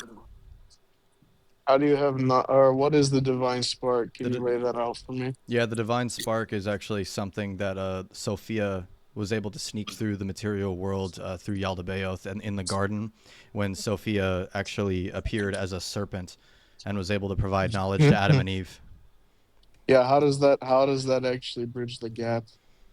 Well, it bridges the gap because prior to that, we didn't have the ability to understand the difference between the world of Yaldabaoth and the material versus Well, the that's just immaterial. asserting that to be the case, though. Yeah, it is the case. How do you have knowledge?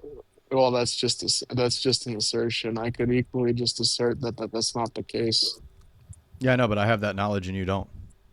Well, I also have that knowledge and you don't. Congratulations, we're both at a dead end. We're not at a dead end because of the fact that I understand that I have the divine We spark. are. No, I understand that you don't have the divine spark because I'm asserting that only I was created with it, being given this knowledge by Sophia. Mm-hmm. You were given this. You So were given you the do knowledge by you Sophia, but you contradict Sophia. indeed. No, Sophia had told me that you're actually the one in contradiction. This Well, is my assertion. we don't determine the fact that the knowledge of Sophia in a personal manner. Actually, Sophia had told me that we do. Yeah, but we don't appeal to it in that sense. We have a normative authority. His name is Marcion and Valentinus. Where did Marcion get his authority and Valentinus get their authority from? Directly from Sophia. Directly from Sophia. Yeah, Well, they were the only Sophia ones who were also revealed had. that. That's actually not true because Sophia is speaking to me directly right now and saying that Marcion and Valentinus were both heretical. Yeah, we just have to say that you're wrong based off of the historical attestation of Marcion and Valentinus, and that you'd just be considered Well, a I'd false actually prophet. have to say. Well, no, You don't actually have a historical continuity towards the Gnostic Church. I do actually. In fact, I What's have your argument for that? Yeah, it's very simple. I actually follow Montanus and Priscilla. Montanus was Gnostic. Yeah, exactly. So you're Gnostic now? GG's. No. Oh, dang. I'm a See how easy that different was? Gnostic. I'm a different Gnostic, meaning that your Gnosticism is not nearly as correct as mine. No, it's all Gnosticism is correct. Well, no, that's not entirely true because Sophia had revealed to Montanus and Priscilla that only they had correct revelation, and Sophia had also revealed this to me, that you're incorrect. Yeah, can you show me where that's affirmed? Yes, in the mad ravings of Priscilla. The who? The mad ravings of Priscilla. Her Is that a writing?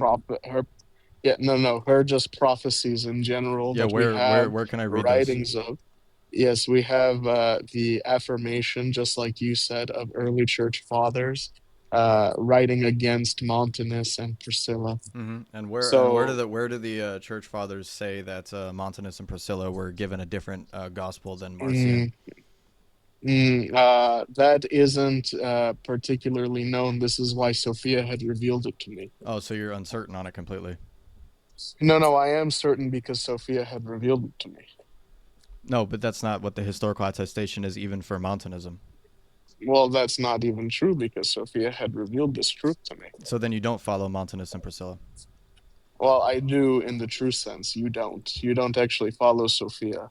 I do. Nor Yaldabaoth. No, you don't. I don't follow Yaldabaoth. He's evil. Oh, yes, you don't even know who Yaldabaoth is. I'd actually argue that you follow him. No, the Old Testament actually reveals who Yaldabaoth is. That's assuming, one, that you have correct revelation, which I don't actually think you do, because you haven't shown me how your divine spark actually bridges the gap between universal and particular. Oh, I would just have to say that the personal interpretation that I have myself is due to the divine spark, and so I have the ability to personally interpret it myself. Oh, great. You're a solipsist. Yes. Next. Simple. We win. We get this dub, boys. What's your argument for solipsism being I get an wrong? argument. Go ahead, Tempo.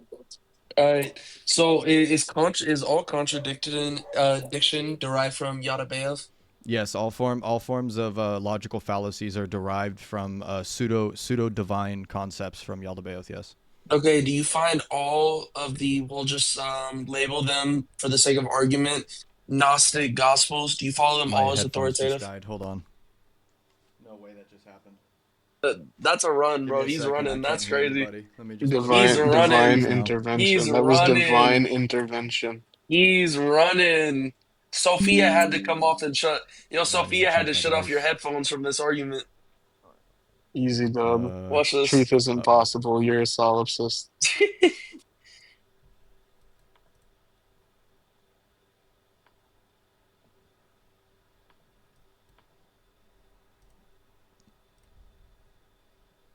Someone speak. Bryce. Alhamdulillah. That still didn't work. Atheism is really stupid. We're good. Bryce, Sophia had to come shut off your headphones because you're about to get bodied with this argument. Yeah, hold on 1 second. Can everyone hear? Yes. No, not you. Can the chat hear the guests? Can't hear guests. Yep, exactly. Hold on. Oh, gosh.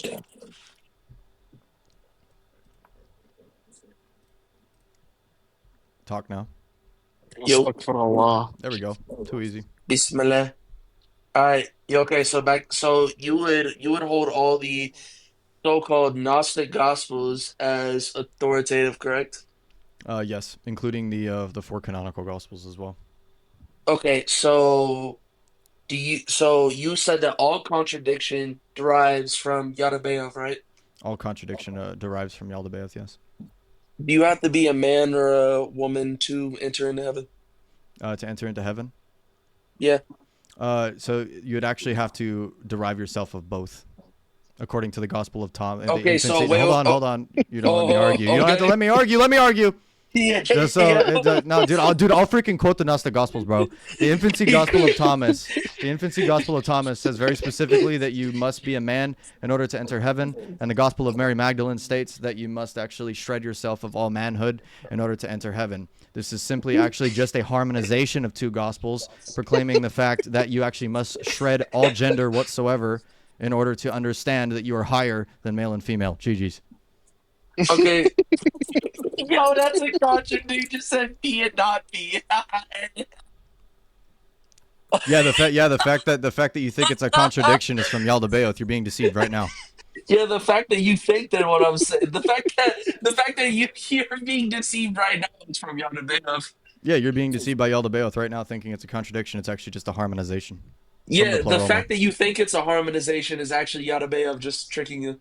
No, the contradiction that you're bringing upon is from Yaldabaoth, and the fact that I'm able to see through it and see the harmonization, that's the pleroma. That's actually what Christ revealed as the Archon. Yeah, well, Sophia actually told me that you're the one being deceived. Yeah, move on to John's argument. I'll just become a solipsist again, bro. He says P and not P, bro.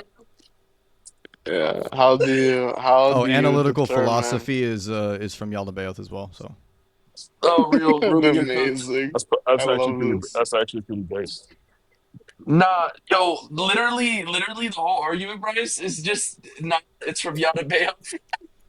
Yeah. That's actually really If you funny, derive a bro. contradiction from two statements that seem like they're contradictory and you can't form a harmonization, that's because Yaldabaoth is deceiving you. See, I understand the difference, and so I'm capable of understanding the fact that it's actually a harmonization because I have the divine spark from the pleroma. GGs. Okay, whatever. Okay, whatever. Why are Yeah. good and evil in tension with one another? They are in tension with one another. It's a duality. Evil exists ontologically through Yes. Yaldabaoth. Wonderful. So you have two divinities that are in contradiction with one another? Yeah, Yaldabaoth makes that a contradiction. But you just said that contradictions don't actually exist. Yeah, they do. I said they exist. They exist as a pseudo-divine concept from Yaldabaoth. They are A abstract. Hold on. pseudo-divine Yeah, it's a concept. pseudo-divine concept by Yaldabaoth. So what it would be is that it would be abstract to him, but it would be concrete once it enters the material world. Why can't they be harmonized either way? Because I said that a contradiction. Because I said so. You got me on that one. Because I said so. Because I said so, dude. Because I said so. Because I have the divine spark and you don't. Wait. Hold on, What would be your argument for saying we don't? Hold on. So the question is Yaldabaoth, is he a monad? Is he a monad? Yes. So He's a composite monad. A composite of what? A composite of good and evil. Okay, so I've got another one, boys. What is all right, EEV? so is this distinction between good and evil? Are they what's the distinction between them? Formal actual. Well, okay, so they exist in reality. Yes, prior to the and are intellect. prior to the intellect. Yes. Okay. So how does Yaldabaoth ground the one and the many? Because he is composite himself, so he's able to create composite things. Did you know? The pleroma is actually the absolutely simple. Stop. Did you know I was going for the one and the many? Yeah. I didn't even ask about the one and the many yet. But how did you know I was going for the one and the many? Because I had the divine spark. Yeah. Oh my god. You're sick. You're disgusting. You're disgusting. You actually have to, from this view, you actually have to say that good and evil are not two sides of the same coin, but one and the same, because you have to harmonize them. No, they'd be two sides of the same coin because a coin is actually composite of two faces. Yes, but they have to also be one and the same because of harmonization. Yeah, it's one and the same. It's one and the same in the one entity of Yaldabaoth. It's composite. Fantastic. So good and evil, contradictory understandings are one and the same, but contradictions don't exist. No, it's not actually a contradiction. Hold on. And they don't exist, and they do exist. No, they but both they exist. They both exist. Okay, cool. So this worldview is absurd. Why? Because you allow not only for contradictory ideas being exact opposition to one another to both be harmonized together into the same idea, but you also have... They're actually two different ideas. They're not the same idea. There's a formal actual distinction between the composite nature. What happens when they become harmonized? When they become harmonized, that's something that's done in the mind. In theory. Okay. Okay, wait. So if are these to we account for the one and many? Are they? It does. Yeah. Okay, that's fine. I know that. But I'm glad you conceded that. No. I'm going on from that. That's not an issue. I didn't concede. That's not an issue. My question to you was how are contradictions instantiated? What's the referent? The referent would be whether or not something is incapable of not being a contradiction through harmonization. But the contradictions in the question, you're saying it can't be a contradiction. I'm asking what's the reference to a contradiction that we can know what is a contradiction of this world? Yaldabaoth's existence. Okay, where can I find Yaldabaoth's existence in this world? I can reference as a contradiction. Hold on, yeah. I'm not finished. Hold on. Where can I see Yaldabaoth's existence? in this world that I can reference to as a referent, as such as you're postulating a contradiction can be referenced to as a referent in this world as well. Because now it just sounds like you're equating Yaldabaoth's existence as a contradiction. So you're asking where I can actually prove that Yaldabaoth exists in this world? Is that what you're asking? Yes. Yeah, tsunamis. Okay, so how does those are evil. How does natural phenomena? It's not natural. Yaldabaoth causes them. The world itself is Okay, so evil. The world itself is evil. I told you this at the beginning. Wait, stop. So Because what the flesh stage is evil, boys. what stage of a tsunami and what molecules of a tsunami are identical to Oh, I'm not a Yaldabaoth? materialist. Okay, that's fine. So the concept of tsunami, so you're an anomalist? Are you an anomalist? No. Okay, so Nominalism is from the Enlightenment period, and the Enlightenment period actually is a Yaldabaoth deception. Okay, so if you're saying, right, if you're saying a tsunami, and it's not the actual thing as we know the tsunami, what tsunami are you talking about? Yeah, the act of it unaliving people is the evil part. So could I? So if Yaldabaoth did, hold on, wait, let me explain. I have a good thing for this. Right. So technically speaking, if Yaldabaoth never corrupted materiality itself, then if a tsunami were to occur on Earth, Sophia wouldn't allow us to be unalived from it. Okay, that's fine. That's irrelevant. Can I recreate the scenario or situation of unaliving somebody with water and then call that a tsunami? Sure. Okay, so then what's the reference to a tsunami? Because there's multiple ways of unaliving someone with water, and there's multiple reference of what we consider as a tsunami from your standpoint. So what are we calling a tsunami, and what can I point to and say X is a tsunami? Why would unaliving people even be an issue if the flesh itself is evil and we're trying to be free to Wait, no, I'm not. I'm not even getting to that point. I want to answer like which thing is a tsunami that I can point to, so we can know what Yaldabaoth is. Yeah, the fact So the fact of it causing harm to human beings. Okay, so what's the criteria for harm? Now you're Yeah, jumping to but the something flesh else. is evil. Isn't it a good thing to free them? Like, what's the criteria? What's the epistemic criteria to determine something is harmful outside of your preference? Yeah, the divine spark through the pleroma. So, what is that? The divine what does spark. that tell us?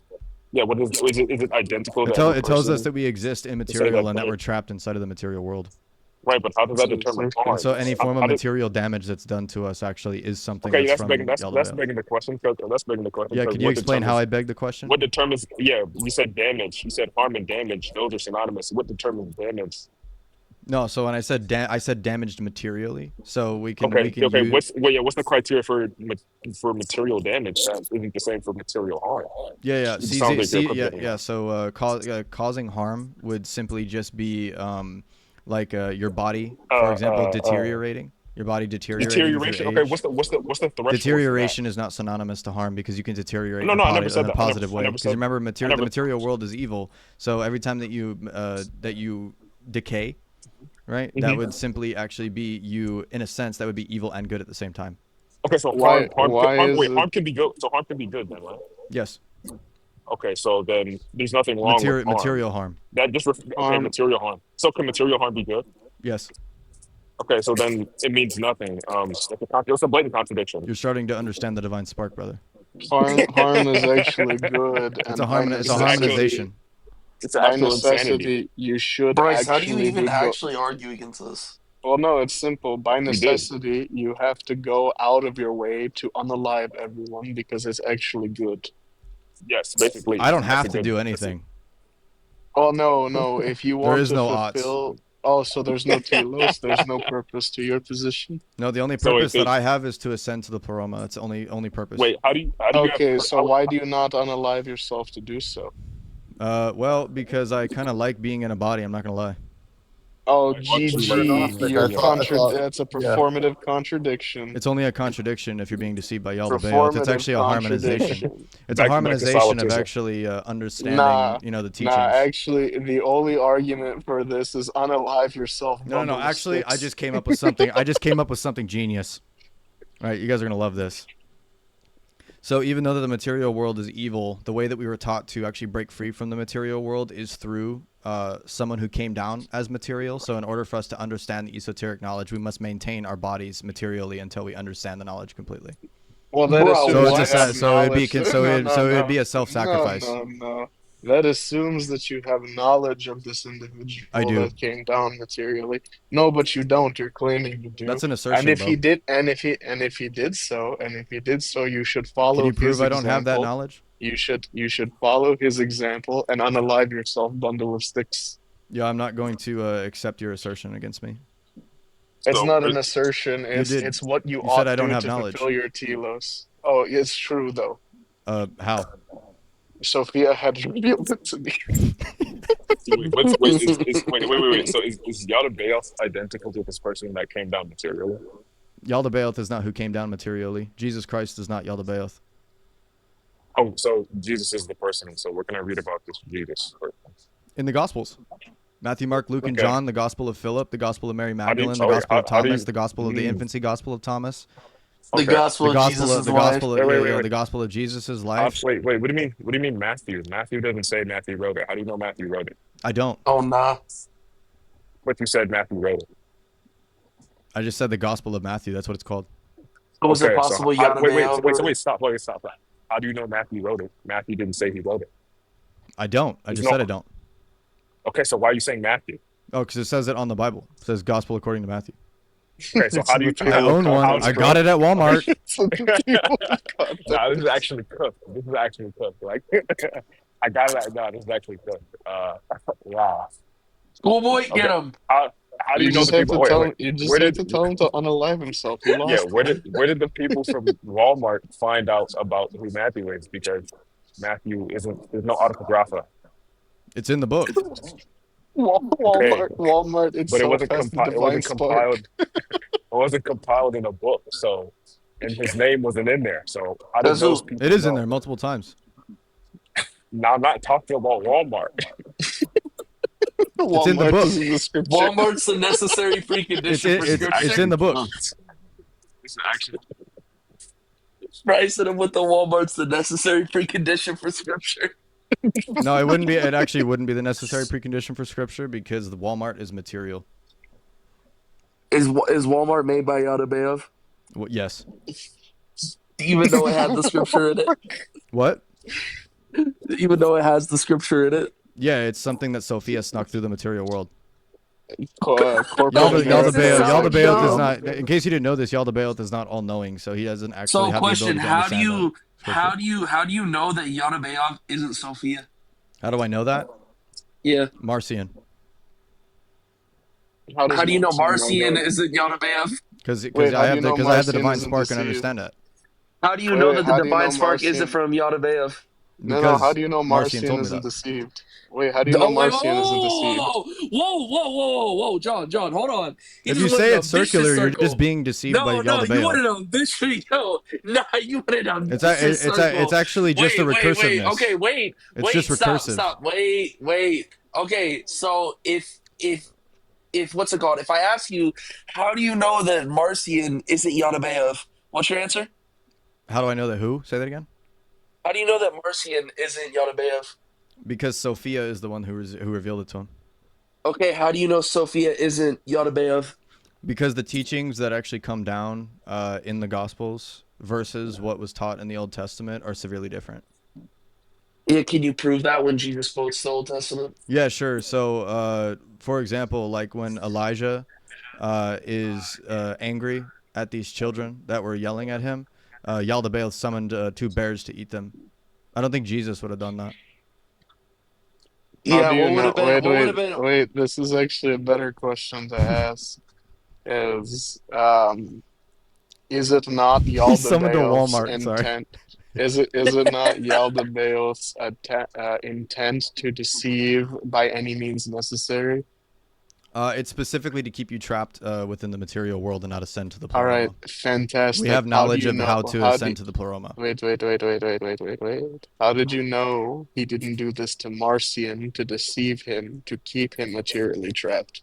Because the entire gospel that Marcion preaches is solidly based on actually breaking away from the exact thing that Yaldabaoth preaches. So it's actually against the teachings of Yaldabaoth. Wait, but that would imply that Yaldabaoth wasn't intentionally deceiving Marcion to say something that seems as if it could free you from the flesh. Say that one more time. That assumes My that it's divine not. spark went out for a second. Yeah, Say that again. it's that assumes that it's not Yaldabaoth attempting to deceive you into thinking that's the Yep. case. Because You're just assuming that to be Yaldabaoth the teaches. fact. Yaldabaoth teaches that the world is good. Marcion taught that the world was evil, so then he would be actually contradicting Marcion. Oh, so how do you know that Yaldabaoth isn't actually? I Wait, just blundered that so doesn't hard make and nobody sense. referenced anything. Yeah, yeah. You said the world is good. No, the But world is first, evil. Marcion preached that the world is evil. yeah. Marcion preached that the world is evil. How do you know Oh, that's not no, Yaldabaoth John, tricking you into John, not John, no, no, no, understanding? no, no, no, no, John. Yes, sir. Okay, in Yes, sir. Genesis, when Yada-Beoth said that the world is also evil, then how do you what's it called? Prove that back in Yaldabaoth these. doesn't think that the world is evil. That's why. Okay, okay. Then Yaldabaoth in thinks that the Genesis, world is wait, perfect for no, him. no, no, no, no, no, How do you no, have access to the no, mind of Yaldabaoth? no, John, stop, John, stop. It's so Sorry, sir. easy. Go ahead. Wait, okay. In what's it called? In Genesis, I think 8, when he I says, reject your "Look at." interpretation of scripture.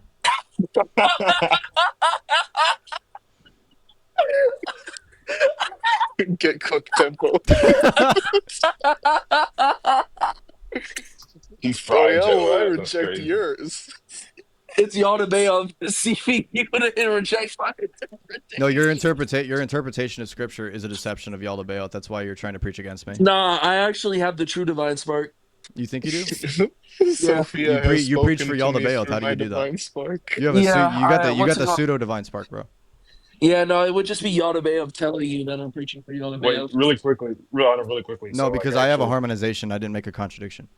so Bryce, Yeah, you says understand? who? That's a Hold deception on, from Yada Beoth. hold on, Bryce, you understand? Like, in the world of antiquity, you would have started a tribal war over this position. Like, people would have been then declaiming that they knew what Yadabaoth was saying was the truth, and people would have been getting like unalived on a mass scale for this.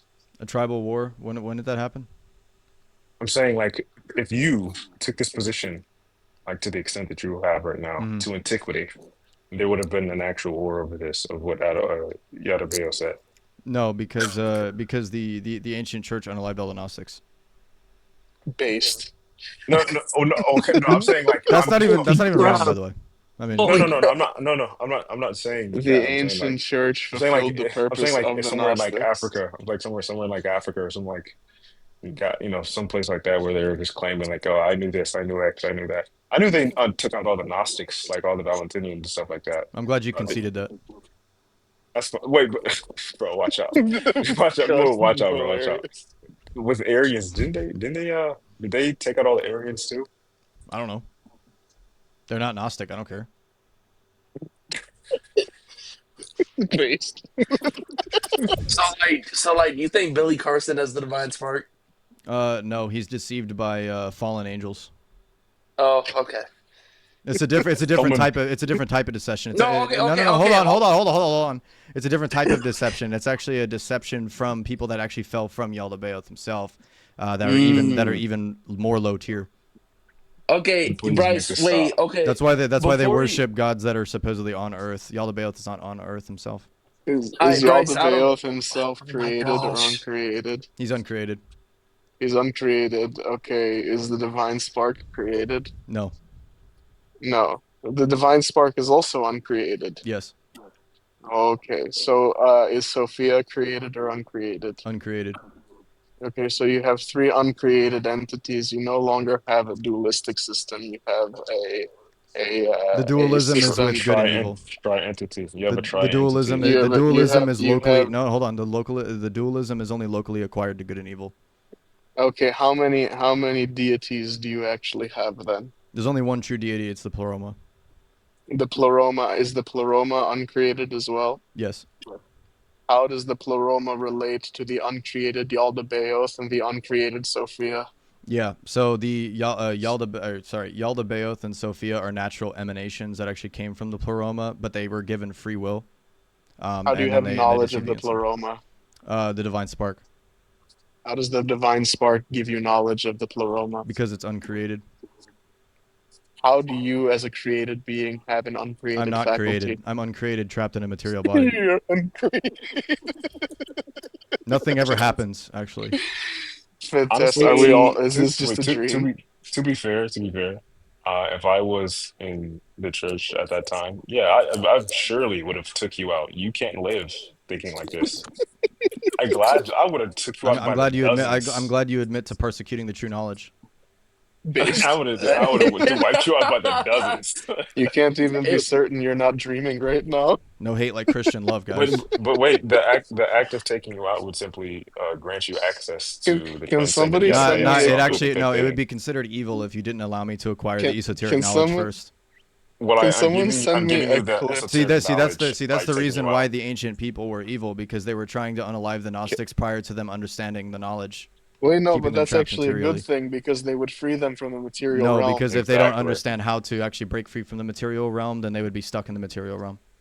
But Well, they So would how do know you by being actually broken break free. free from the material realm? Knowledge. wait, can I just real quick? Can I get somebody to send me a clip of Bryce saying that he's uncreated? That's why I have this big thing right here in front of my eyes. So when someone clips this, it says LARPing as Just on his Gnostic. forehead. No, wait, crop it to just his forehead. Wait, Bryce, you can't tell me I didn't catch you though when I brought up like off the LARP. You can't tell me I didn't catch on with bringing up how God in the Old Testament talks about the world being evil. The God in the Old Testament talks about. No, he doesn't teach it being evil. I said that. No, Bryce, no, out of LARP. Yeah, I didn't say that. Yeah, you said he taught it being good. Yes, he taught it that way because he wanted us to deceive us. Silly. Okay, then when he teaches, when he talks about the world being evil, then that's oh no, he's getting Morse code. What the heck?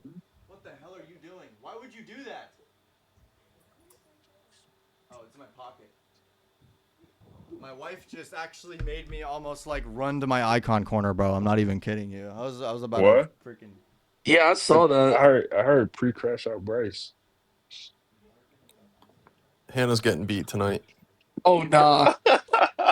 What is this? A Serbian marriage? I got that from John. That's an Albanian marriage. Oh I'm back. no.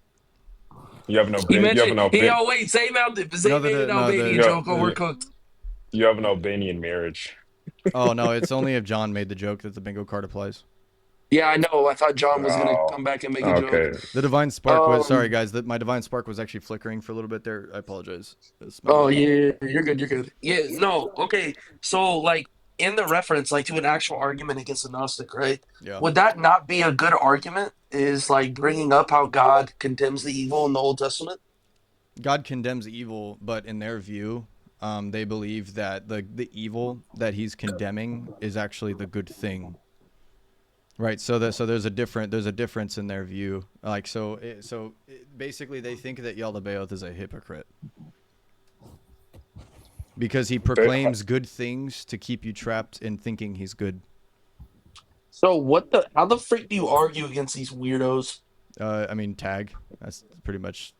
It's not How do that you? bad. I mean, Yeah, you it's saw just, that. I mean, you saw John like reduce me to solipsism. I had to just accept it. No, real. he kept question begging when I asked him his criteria for evil and good, and then kept appealing to Yaldabaoth. Yadabaoth. Yeah, How do you know what it's a criteria? deception of Yaldabaoth, dude. So like would Yaldabaoth be More identical to solipsism. Walmart? Virtually. You can conceive of Yaldabaoth in Walmart. Yeah. Mm. There was someone who had a question. Schoolboy just really just had to sit here through all of this, by Nah, the I feel way. bad for Schoolboy, bro. He hates LARP. He hates LARP, Amazing. but then John LARPs, and it's funny. Oh Amazing. nah. He's been on Discord this whole time, guaranteed. Oh yeah, guaranteed. He was like, all right, I'm out of here. I hate these guys. Yo, All I right, ain't gonna lie. This this was is a dumb. super base stream. This was actually a super base Yeah, it stream. was a really good stream with he's in Discord. He probably just left to go hang out in Jim Bob's room. Orthochat. Yeah. But anyway, I'm probably gonna end the stream too. I'll probably just I'm gonna sit in Discord for a little bit. No, that's a deception from Yaldabaoth. No, it's Harmony actually. No, I got the divine spark from Sophia, and actually,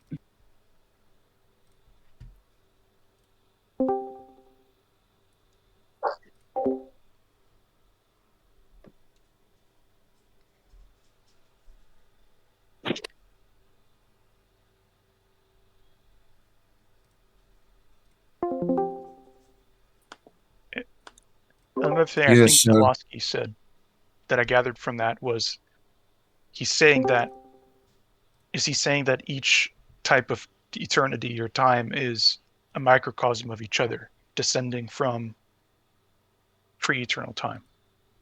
yeah, so there's not like an official like doctrine on what logic is and ontology for theology.